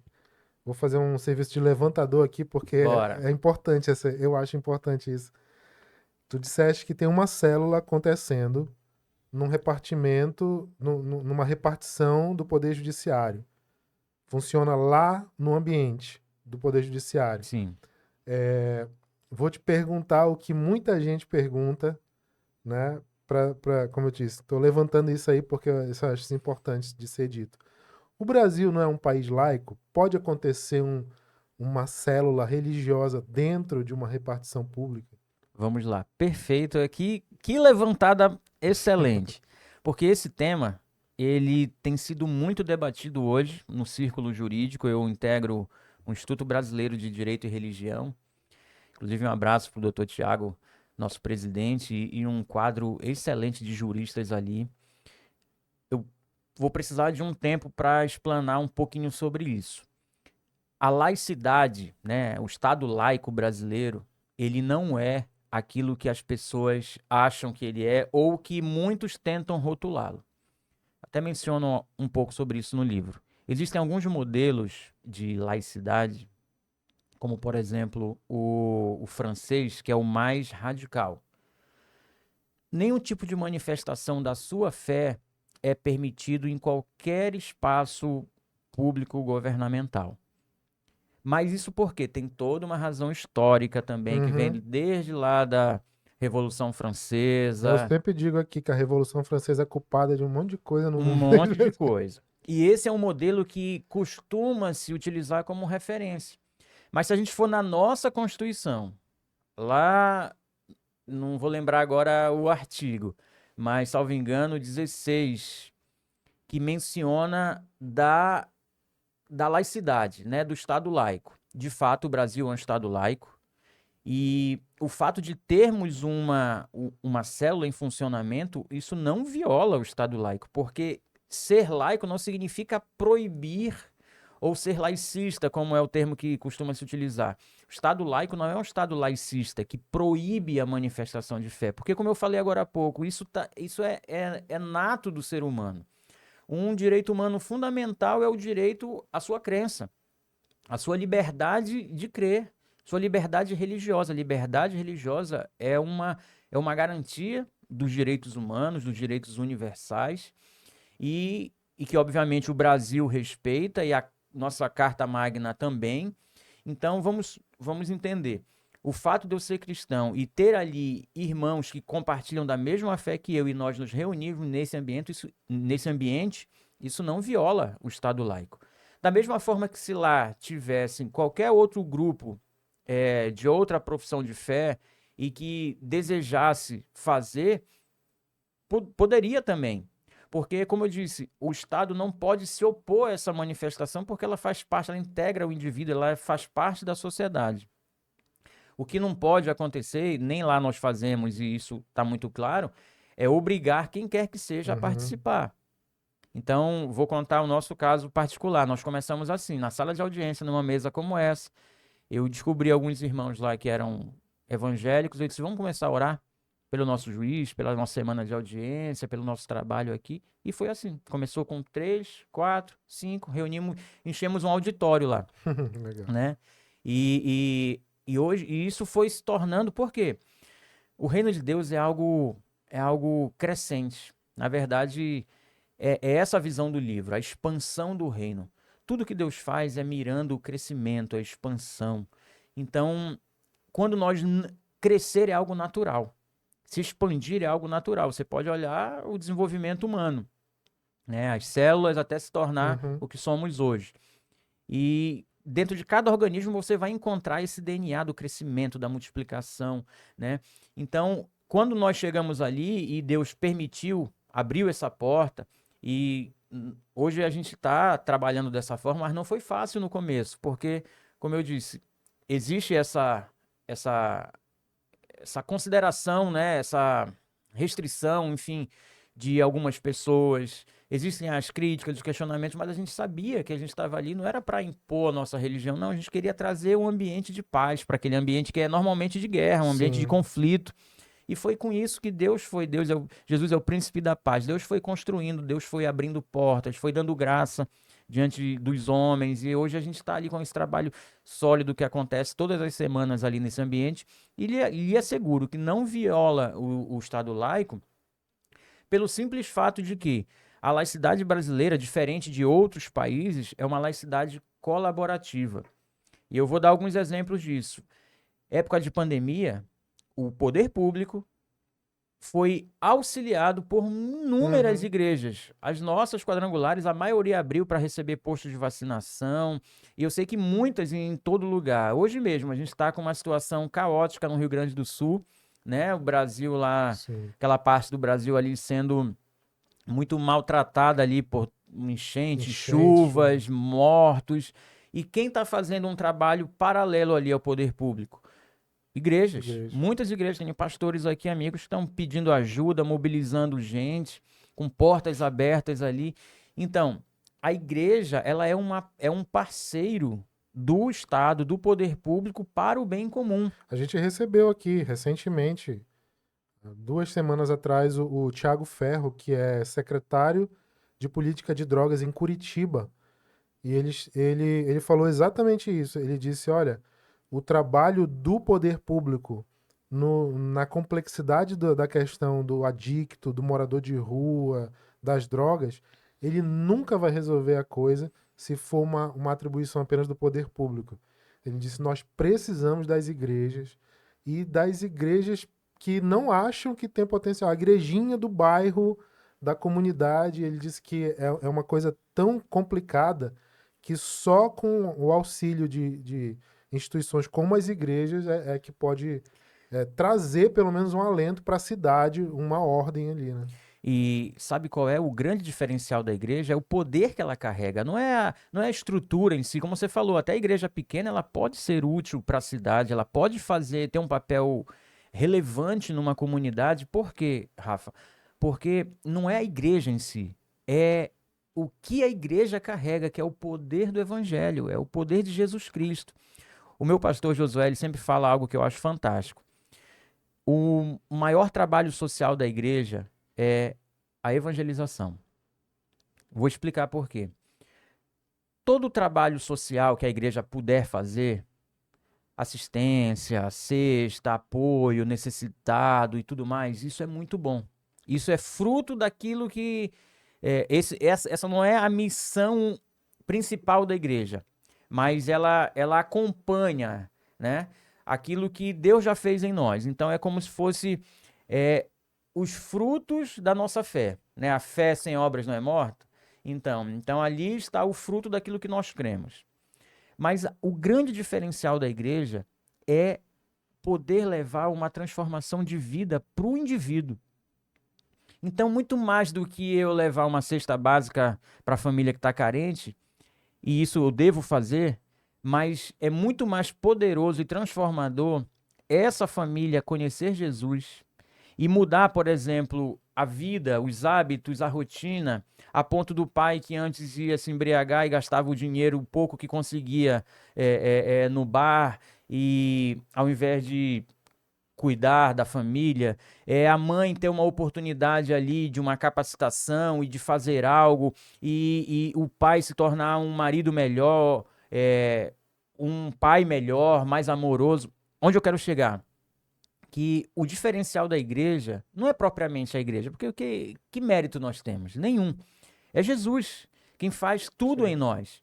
Então, quando ele entra numa família, numa casa, numa estrutura, num ambiente público, numa justiça federal, numa Câmara de Vereadores, com alguém que vá ali com esse intuito, aquele ambiente todo ele é influenciado e ele é transformado pelo poder de Deus, pela luz que irradia. Você mencionou algo que eu quero pontuar aqui. Você falou sobre posicionamento. Onde é que as luzes estão posicionadas aqui nesse lugar? No alto. Uhum. O que está embaixo é apenas decorativo, mas o que provoca realmente mudança é a luz que está posicionada no lugar Sim. certo. Então, sobre posicionamento. Jesus fala sobre isso, que a lâmpada ela não pode ser escondida debaixo da mesa. Ela tem que ser colocada em lugares altos. E o que é um lugar alto? É uma posição de governo, de influência. Por que o governo é tão importante? Dentre os 7 montes, e eu trago essa abordagem no livro, por que o governo é tão importante? Antes de responder, deixa eu comentar um pouco sobre as outras. Todos nós nascemos em uma família. Todos nós temos um vínculo familiar. Nós herdamos dos nossos pais, do nosso convívio ali, a nossa fé, enfim, nossos hábitos, nosso estilo de vida, a gente herda. A família é a primeira esfera da sociedade. Todos nós nascemos em algum lar, seja natural, ou seja adotivo, ou o que for. É um lugar, é um ambiente. Outra esfera, o da educação. Também nós estamos sendo, todos nós estamos expostos à questão da educação, porque temos que aprender, temos que estudar, e nisso temos que olhar esses, já vou mencionar os demais, mas cada monte desse que eu estou mencionando é um influenciador da cultura, é um influenciador do ser humano, é a forma de pensar, é a forma de crer, é a forma de agir, de reagir. Então a família faz esse papel, a educação faz esse papel, e hoje, falando de educação, está tomada por ideais contrários àquilo que a gente acredita como palavra de Deus. Então, perceba como que a cultura está sendo dominada por um olhar ou por uma cosmovisão, esse é uma palavrinha-chave aqui, por uma cosmovisão que não é a bíblica, que não é a cristã. Então, isso tem trazido um choque de realidade. Mas vamos lá, prosseguindo. Então eu falei aqui de família, de educação, vamos falar de religião, é um monte, onde estão ali todas as religiões, não só o cristianismo, não só a igreja, mas todas elas exercem um papel de influência na cultura. E aí você tem economia. Quem é que vai negar que a economia é a mola que move o mundo, né? Ainda mais no sistema capitalista que a gente vive. Então, a economia ela é um influenciador da cultura. Vamos lá. Artes. Aí aqui inclua tudo que você puder colocar de artes.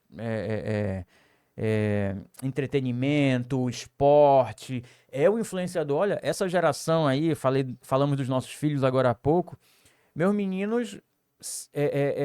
eu vejo, né, acompanho ali pelo Instagram, seguem essa galera do esporte, do futebol, o Bernardo. Então, assim, eles são grandes influenciadores, né, dessa geração. Então, muito do que essa atual geração pensa, ou até mesmo nós aprendemos a pensar, tem a ver com aquilo que os nossos ídolos, né, da TV, do esporte, o Ayrton Senna, esse ou aquele... Nos inspiraram a ser e a pensar, né? E falta mencionar o quê? A mídia, a informação. A importância da informação para formar uma opinião e uma cultura. Os meios de comunicação hoje estão, a maioria deles, servindo a uma pauta anticristã, antibíblica, anti-Deus, né? E você mencionou algo aí que eu queria mencionar o papel da mídia quando fala sobre... Você mencionou o caso lá do Paraná, né? Do secretário que veio aí. Meses atrás eu vi a seguinte notícia, vou compartilhar com você. existem mais igrejas no Brasil, dados do IBGE, mais igrejas no Brasil do que escolas e hospitais. A notícia lá desses jornais diabólicos aí era assim, Tabloide. não, jornais poderosos mesmo, globais. Sim. Era assim, existem mais igrejas do que hospitais e escolas no Brasil. Tipo assim, o que está de errado? Uhum. Aí veja como a mídia ou como a informação ela pode influenciar. Ali estava É uma informação manipulada, né? manipulada para dizer que olha só como Uhum. precisamos tolher o crescimento desse pessoal, porque é muito mais importante ter escola e hospital do que igreja. Por que esse tanto de igreja aí? Sim. Mas aí vamos lá agora pensar, sentar poeira, ignorar o tendencionismo, né, da notícia, do editorial. E vamos lá. O fato de ter pouco hospital e pouca escola é um problema da igreja? Porque isso daí, hospital e escola, a igreja até tem para ajudar, Sim. mas não é obrigação da igreja ter subvencionar ou sustentar hospital ou escola. Sim. Veja que o fato de ter mais igrejas não mostra não mostra um problema da igreja, mostra um problema do Estado. Uhum. E mostra algo que a igreja tem sido eficaz na sua missão de pregar o evangelho, de anunciar a salvação e a par disso, ao lado disso, ainda faz o trabalho. Quantos não são os hospitais Sim. evangélicos ao redor do Brasil, as escolas evangélicas, inclusive das igrejas mais tradicionais, que tem um foco muito grande nesse trabalho, né? Batista, adventista, a gente sabe o valor. Por quê? Porque tinha uma cosmovisão, e aí aquele ponto, de que a igreja ela precisa ser relevante, ela Sim. precisa fazer algo de concreto em benefício da cidade, da comunidade, e realmente tem esse poder. Não é obrigação, não é responsabilidade, mas é fruto da fé que carrega, Isso. sabe? Então, só para finalizar os montes aqui, a mídia ela é tendenciosa, ela começa a criar uma mentalidade que vai direta e indiretamente influenciando o que a gente pensa. E aí chega no monte do governo, que eu pulei e deixei por último intencionalmente. Observa que o monte do governo ele toca a todos os outros, porque ele se vale da imperatividade da lei. Governo, lei e autoridade, está tudo relacionado. Política, está tudo ali. É a política que cria as leis, que estabelece o governo e que impõe a sua vontade. Então, veja como é importante esse monte, porque quando nós nos ausentamos dele, nós estamos deixando que os outros governem sobre nós. Estamos deixando que eles decidam o que os nossos filhos vão estudar na grade curricular, porque a lei de diretrizes e bases é feita a partir de estudos técnicos, mas por um parlamento, né? Com base ali num processo legislativo todo. E isso é apenas um exemplo. Então, que tipo de educação nós queremos, que tipo de informação nós queremos, que tipo de liberdade religiosa nós queremos no Brasil, que tipo de artes ou de mídia nós queremos, a partir do momento que a gente simplesmente abriu mão, Sim. se omitiu de estar e ocupar esses lugares, aí o posicionamento. O que eu trago no livro é um despertar para isso. A igreja ela não pode se omitir. E muito, Rafa, do que eu vejo hoje de problema, assim, da igreja estar... Lógico que existe um fator espiritual, existe algo, né, que a gente sabe que profeticamente esses tempos difíceis viriam, mas é como a Aimee, sempre Macpherson, nossa fundadora da Igreja Quadrangular, ela declarou certa vez, eu tenho que estar preparado para Jesus voltar amanhã, mas eu tenho que trabalhar como se ele fosse voltar daqui a 100 anos. O problema, ou boa parte do nosso problema, foi uma visão escatológica errada. Vou pontuar isso aqui. A igreja passou a acreditar e a cantar que a gente tinha que ir embora para o céu e deixa essa terra aqui se lascar porque a gente não é daqui mesmo. A gente vai embora para lá. E nós nos desligamos. Nós nos desconectamos daquilo que nunca deveria ter saído do nosso alvo, que é o governo da terra. Porque Jesus vai voltar para governar aqui.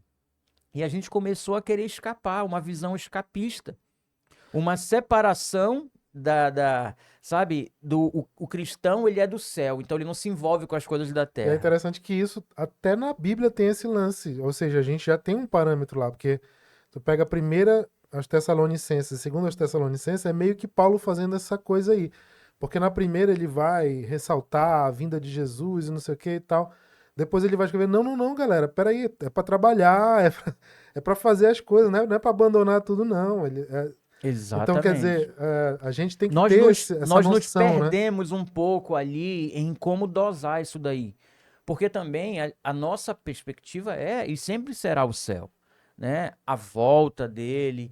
Mas isso não pode nos colocar numa posição em que eu estou me lixando para o que está acontecendo aqui. Uhum. Deixa o inferno dominar. Não, nós temos que lutar. São as portas do inferno que não vão prevalecer contra o avanço da igreja, contra essa pregação de um evangelho que transforma a mente, transforma o coração, transforma a vida das pessoas, né? Então, o Governai, né, ele traz essa abordagem, eu falo sobre vários assuntos relacionados. A minha formação é jurídica, né? Também em teologia, e agora eu concluí uma em ciência política.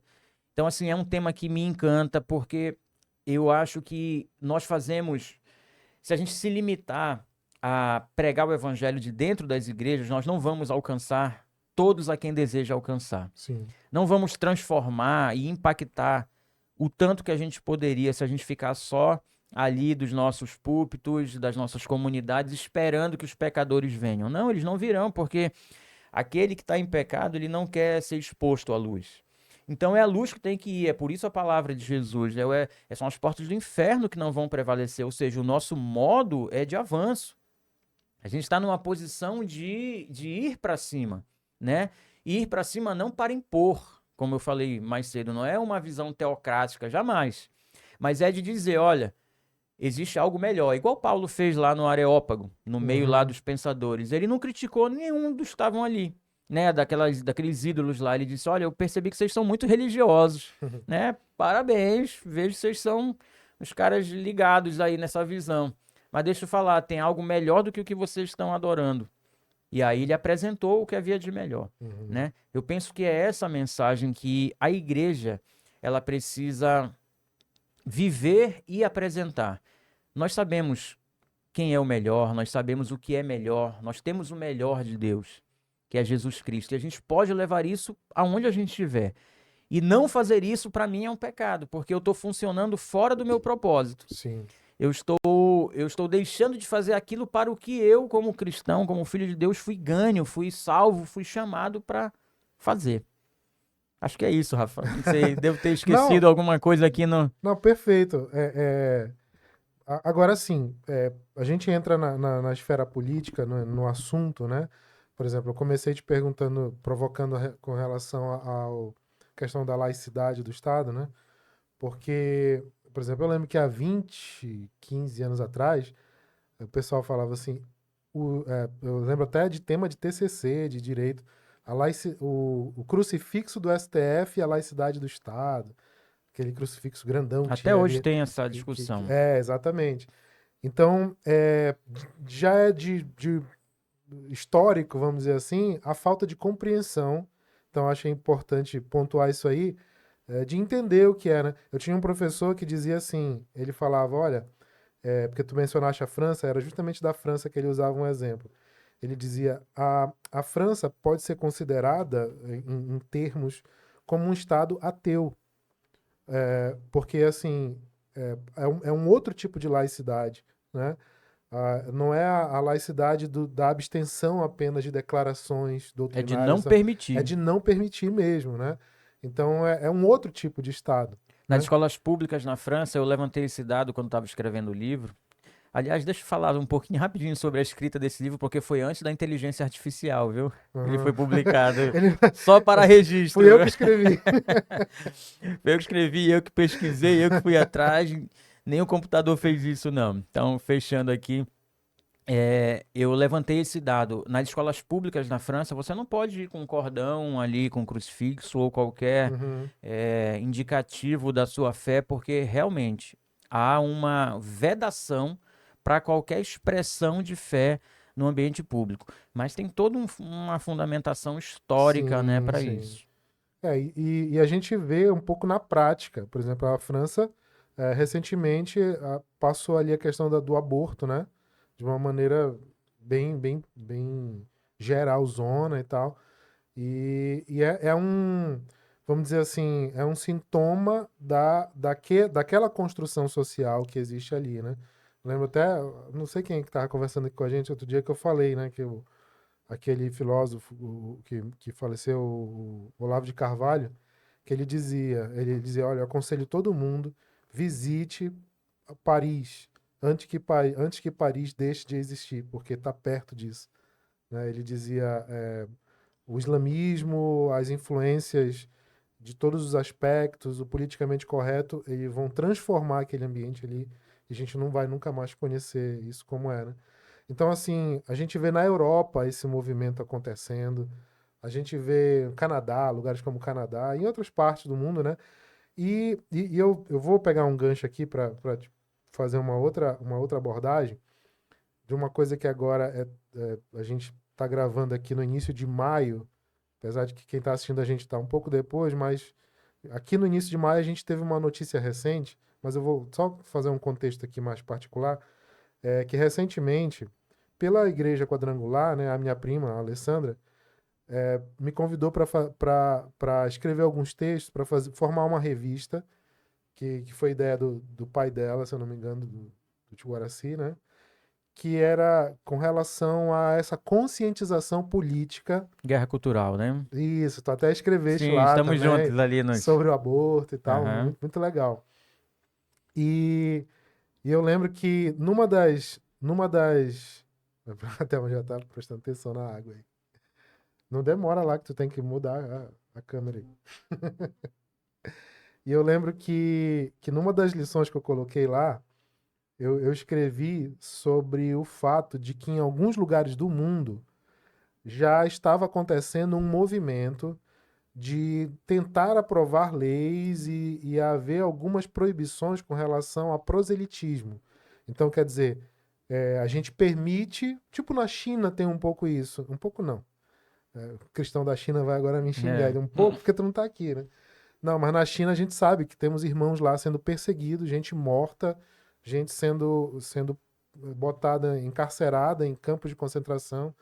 É, recentemente até estava com um missionário da Missão Portas Abertas, ele estava falando, a gente não tem noção, ele falou do México, cara, aqui do lado, México, Colômbia, lugares em que está tendo grande perseguição cristã, um Nicarágua, negócio né? assim, a gente não tem noção, né?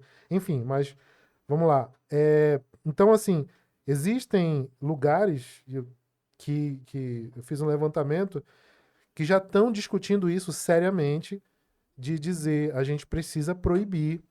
Cada um pode ter sua religiosidade, mas não pode influenciar o outro a respeito disso. Ou seja, você tem que ficar com a sua religiosidade só para si e tal. E eu não lembro se eu coloquei no texto da revista, mas eu lembro de comentar com a Alessandra, que é a coordenadora do projeto todo, ali revisando tudo e organizando tudo, e escrevendo também. Eu lembro de conversar com ela e dizer, olha, isso é uma coisa interessante porque um dia isso pode chegar no Brasil.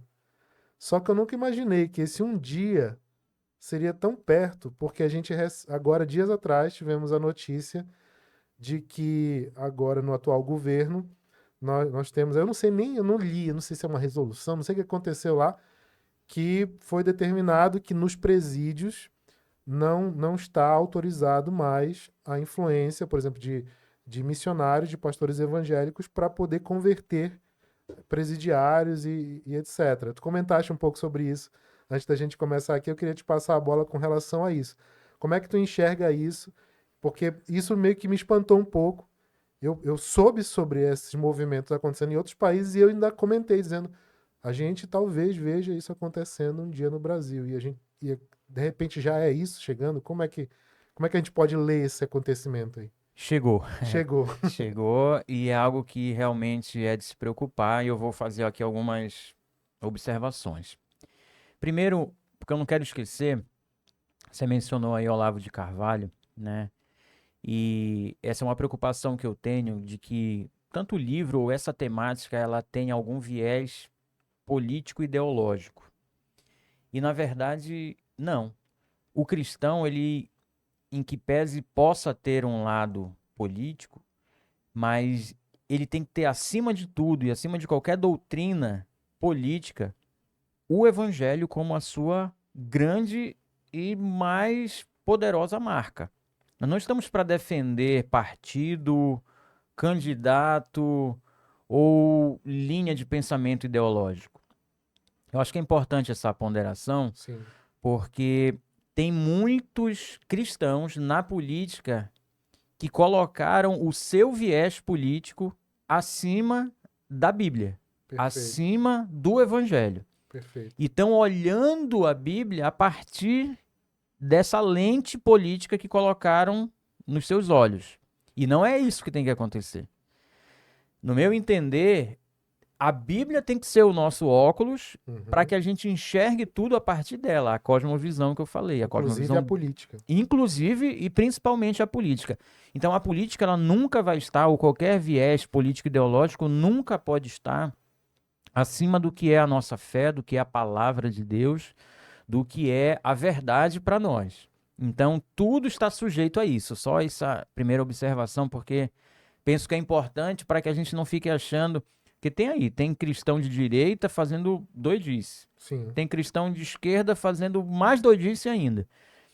Porque colocaram acima da Bíblia, acima da verdade, colocaram o seu olhar ideológico, o seu pensamento ideológico acerca de tudo.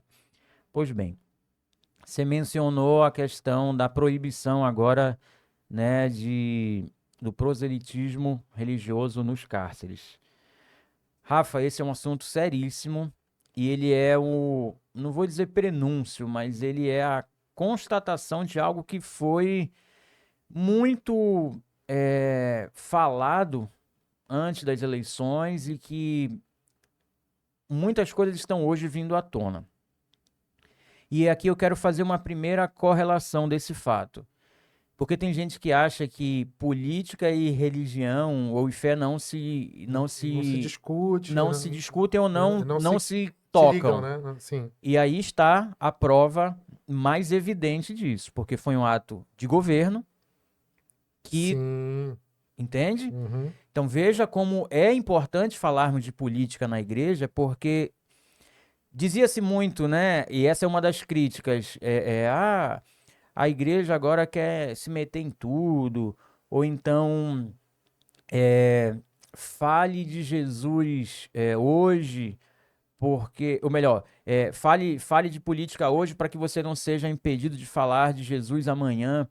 Então, assim, a gente tem que ter algumas percepções acerca de tudo isso que está acontecendo, porque, de fato, o governo afeta, tem a capacidade e o poder de afetar e impactar trabalhos como esses que são feitos. Ou seja, política e religião se tocam sim, e esse é um bom exemplo. E esse especialmente é muito caro para mim, porque nós aqui no Pará, a Igreja Quadrangular tem um projeto 100% Liberdade. E nós implantamos esse projeto em Marabá, ele já ocorre há mais de 10 anos no Pará. Pastor Celso Ritter, um abraço, meu amigo, que Deus te abençoe. Um homem que foi transformado por Deus dentro do presídio e que hoje lidera uma força tarefa extraordinária de resgate dessas pessoas. Só em Marabá, eu não tenho os números do estado, mas só em Marabá, onde a gente tem esse mesmo trabalho, ano passado foram batizados, talvez eu erre a unidade, 268 pessoas nos presídios em Marabá. Só em Marabá. Uhum. E graças ao quê? A liberdade que se tinha para poder pregar o evangelho nesses espaços, Sim. que são públicos, mas que pela laicidade colaborativa era permitido. Então, assim, eu olho com muita preocupação essa situação, porque nós fazemos semanalmente um trabalho que poucas igrejas fazem e vou avançar, que outras religiões não fazem. Veja só, tem a Quadrangular trabalhando no presídio, tem a Universal trabalhando em presídio e tem a Católica. Em Marabá é assim, não tem outro grupo religioso.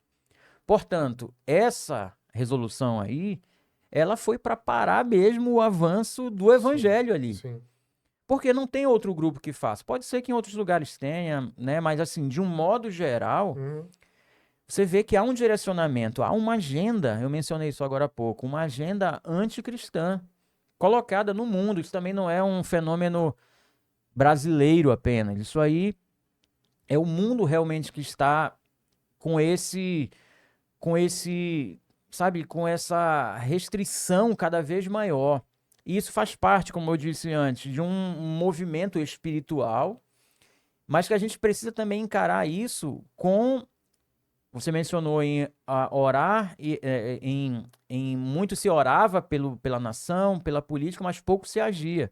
E é por isso que Jesus deixa claro essa observação de orar e agir. São coisas que precisam trabalhar juntas. Então, lutar nas regiões celestiais, sim, e também com essas armas espirituais assumirmos a nossa posição para lutar com as armas materiais, com o direito, com a possibilidade que temos, com a representatividade que temos de posicionar pessoas ali para fazer o contraponto. E é aqui que eu quero mencionar, já existe um grande movimento político e jurídico após a edição dessa resolução para tentar romper, porque isso fere a laicidade brasileira. Sim.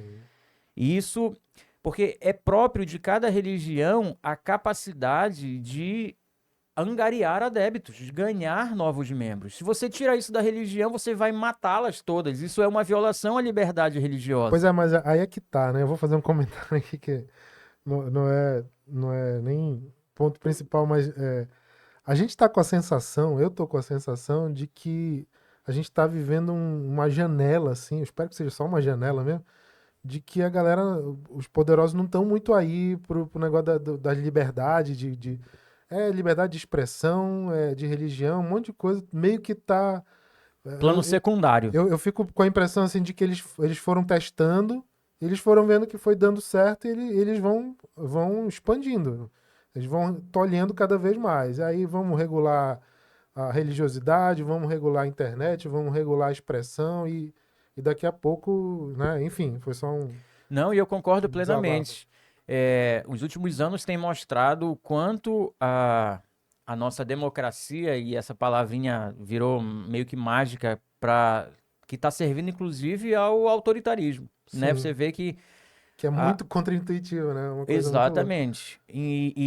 Mas, de fato, a gente tem se assustado, né? No campo jurídico, e eu, como disse, no nosso IBDR, a gente tem tido ali discussões e trabalhos e pareceres, né? Que tem, inclusive, sustentado muitas defesas no parlamento brasileiro, no Congresso Nacional, né? Tem subsidiado muitos pareceres relevantes na nação, inclusive decisões do Supremo, né? Tem partido dessas reflexões jurídicas, políticas e religiosas, porque de fato o Brasil, isso foi falado e muito criticado, né? O Brasil corre o risco de se tornar um lugar muito perigoso para a fé cristã.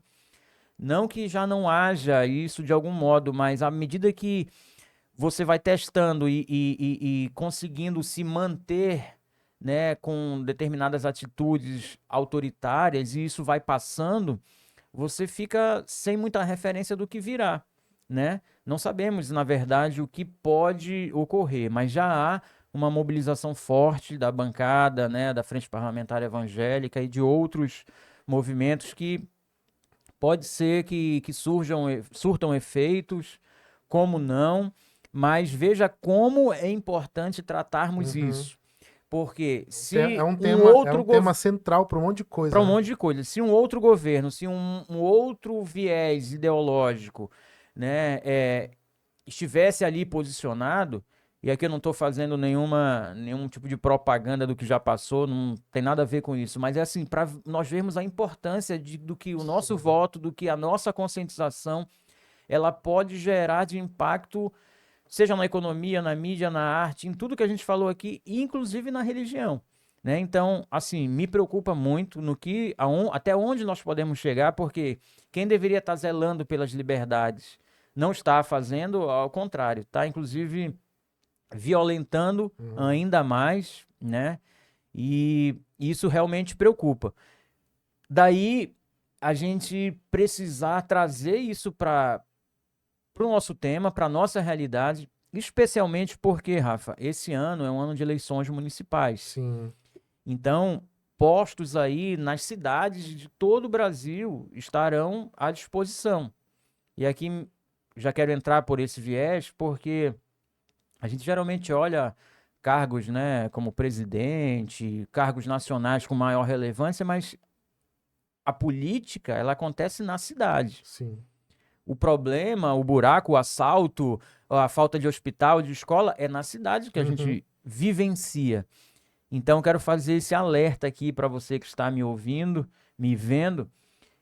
Tenha responsabilidade e consciência cristã na hora de tomar a sua decisão na eleição municipal. Legal. Porque acabamos de ver, e esse é um bom exemplo, o impacto que um governo pode, um impacto positivo ou negativo, como nesse caso, que um governo pode ter numa cidade, Uhum. né?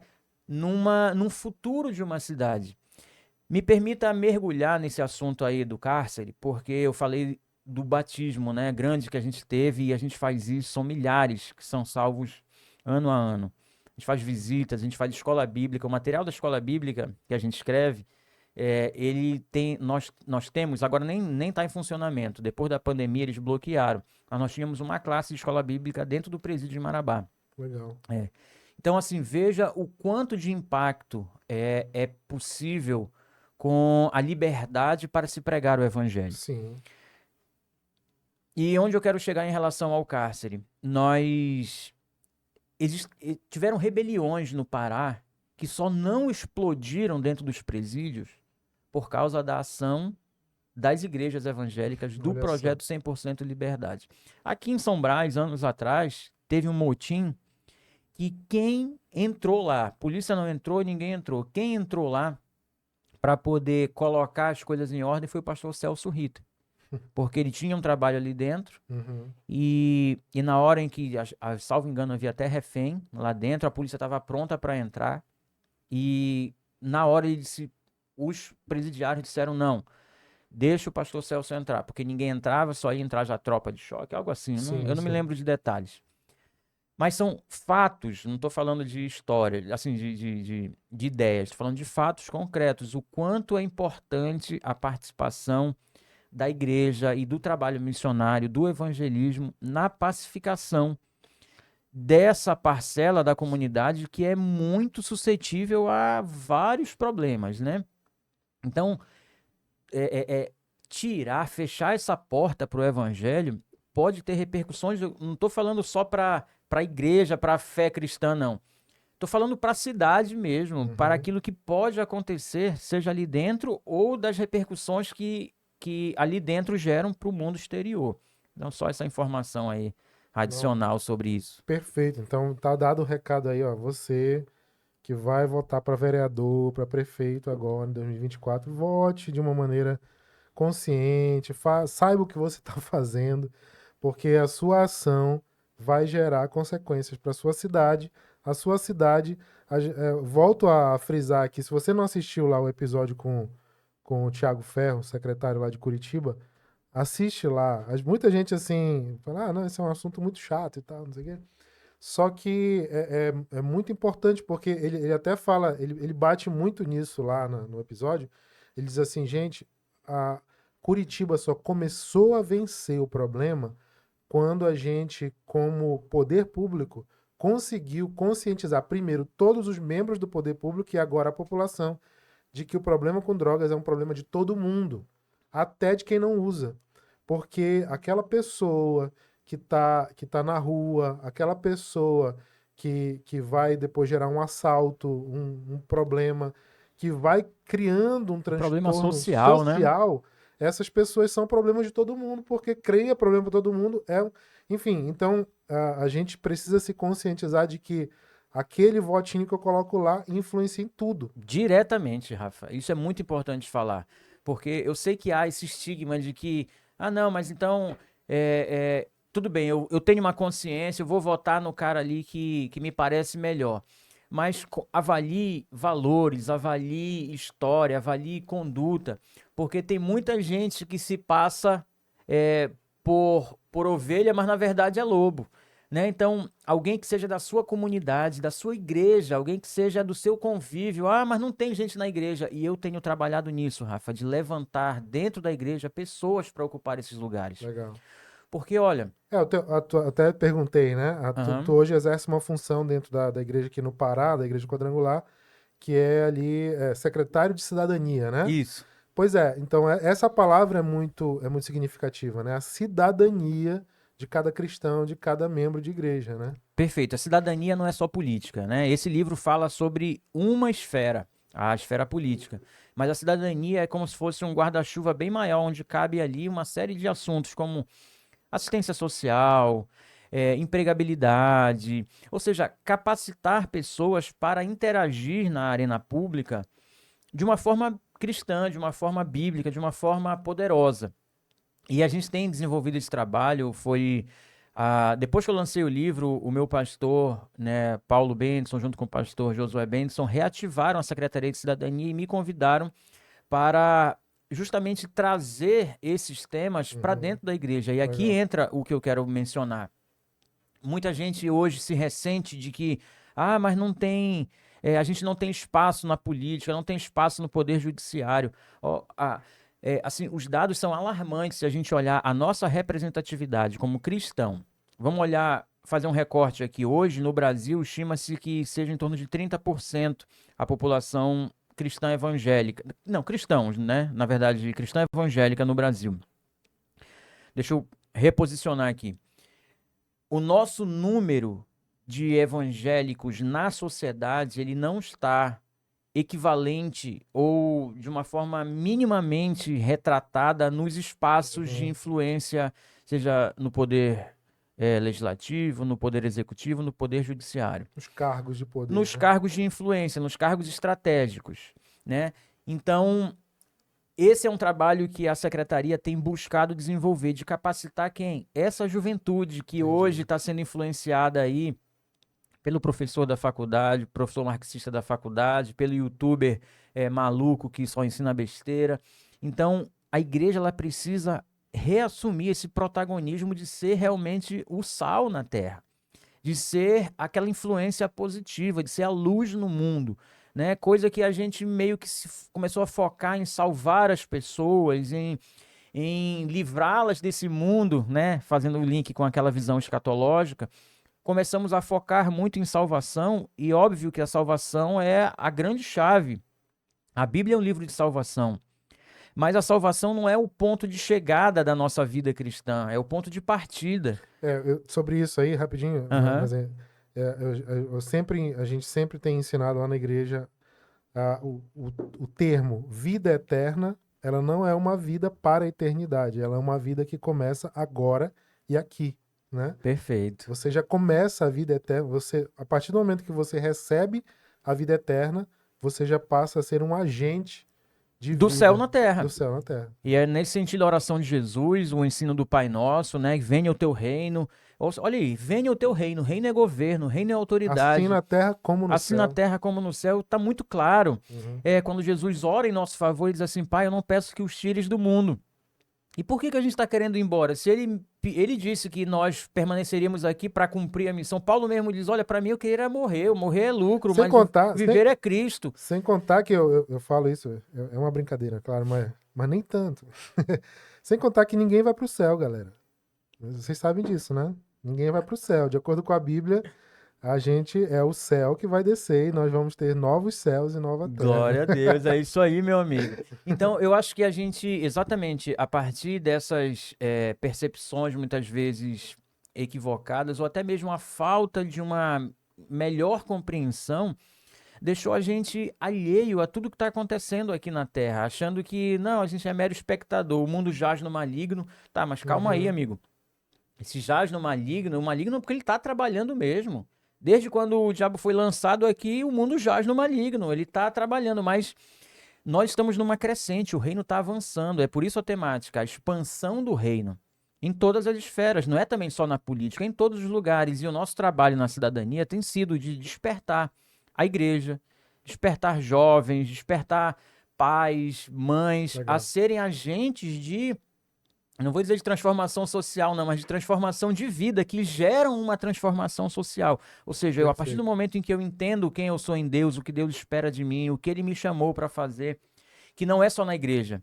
Eu acho que a igreja errou muito anos atrás, quando começou a achar que servir a Deus era só pregando com o microfone ou tocando dentro da igreja. Servir a Deus é isso também, Uhum. mas é eu lá no meu trabalho, eu dar bom testemunho, eu, se possível, abrir uma célula, eu levar o evangelho para ali, eu fazer o meu trabalho não apenas aqui dentro, mas lá fora. Aliás, a propósito, né?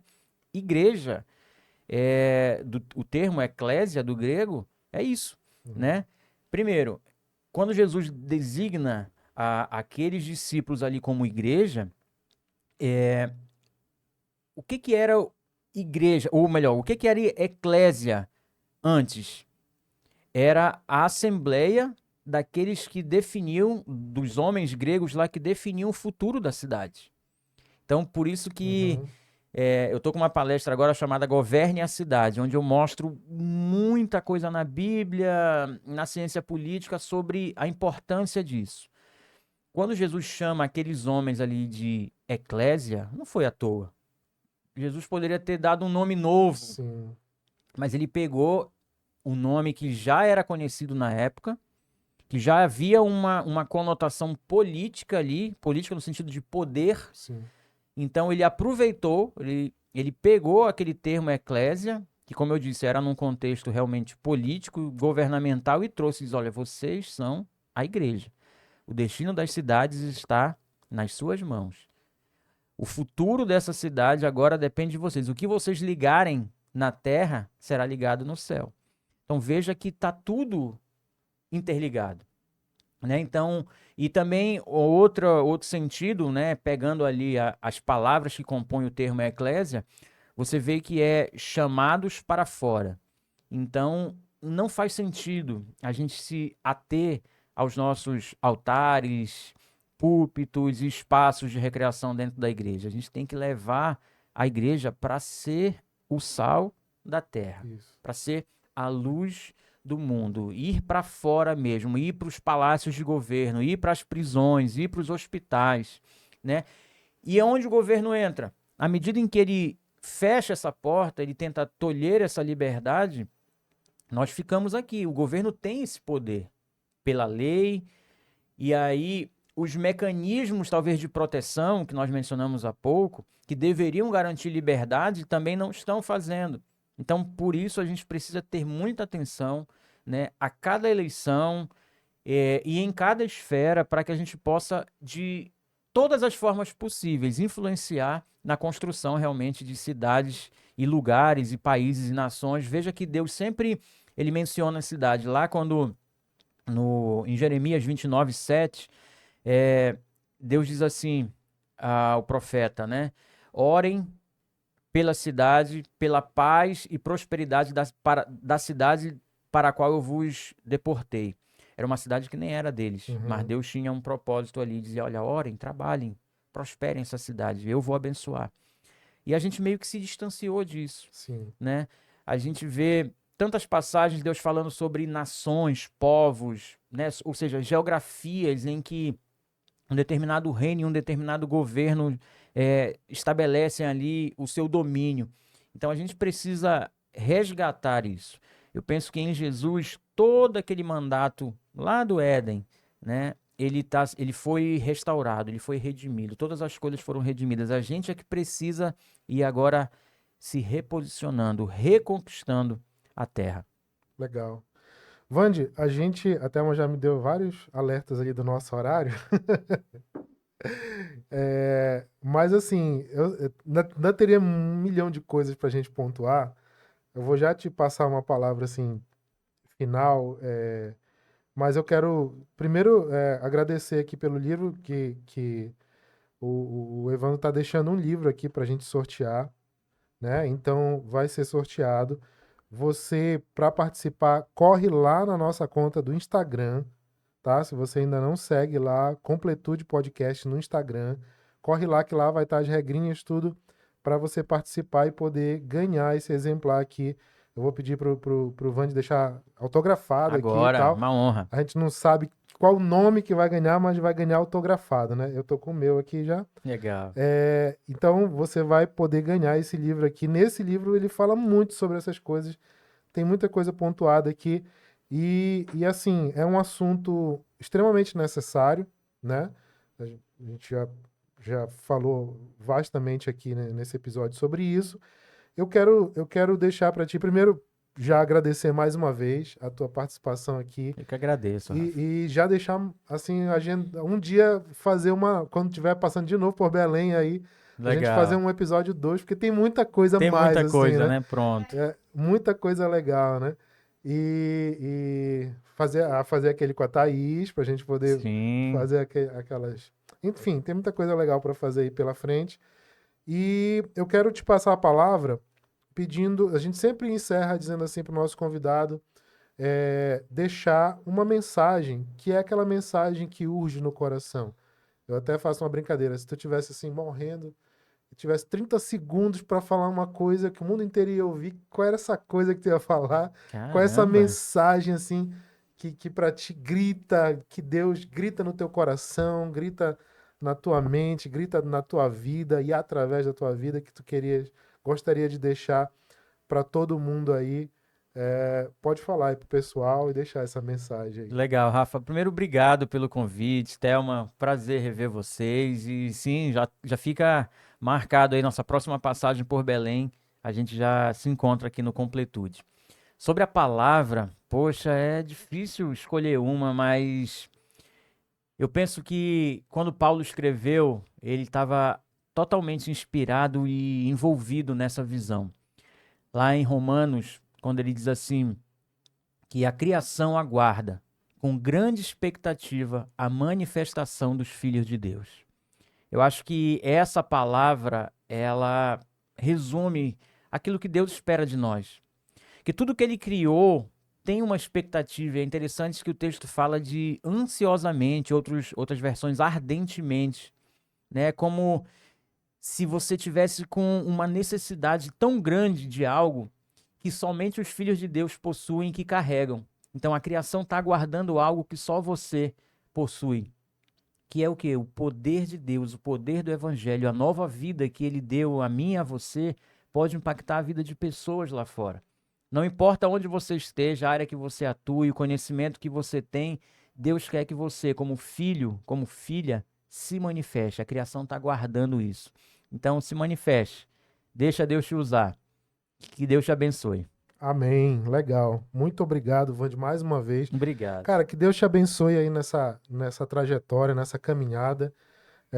Tu tava comentando que às vezes 11 horas de viagem na estrada, depois 11 horas de volta para estar num momento aqui, né? Mas eu sei que tu faz isso porque tu sabe que esses 40 minutos, uma hora que tu puder trazer aqui, por exemplo, esse momento aqui, certamente a gente ora por isso, a gente anseia por isso, que influencie pessoas, que pessoas elas sejam abertos os olhos, sejam alertadas e as pessoas atentem para questões que são muito importantes, são muito relevantes e muito necessárias no nosso tempo, né? Então que Deus te abençoe nessa caminhada aí. Um abração lá para a Thaís, para os meninos todos.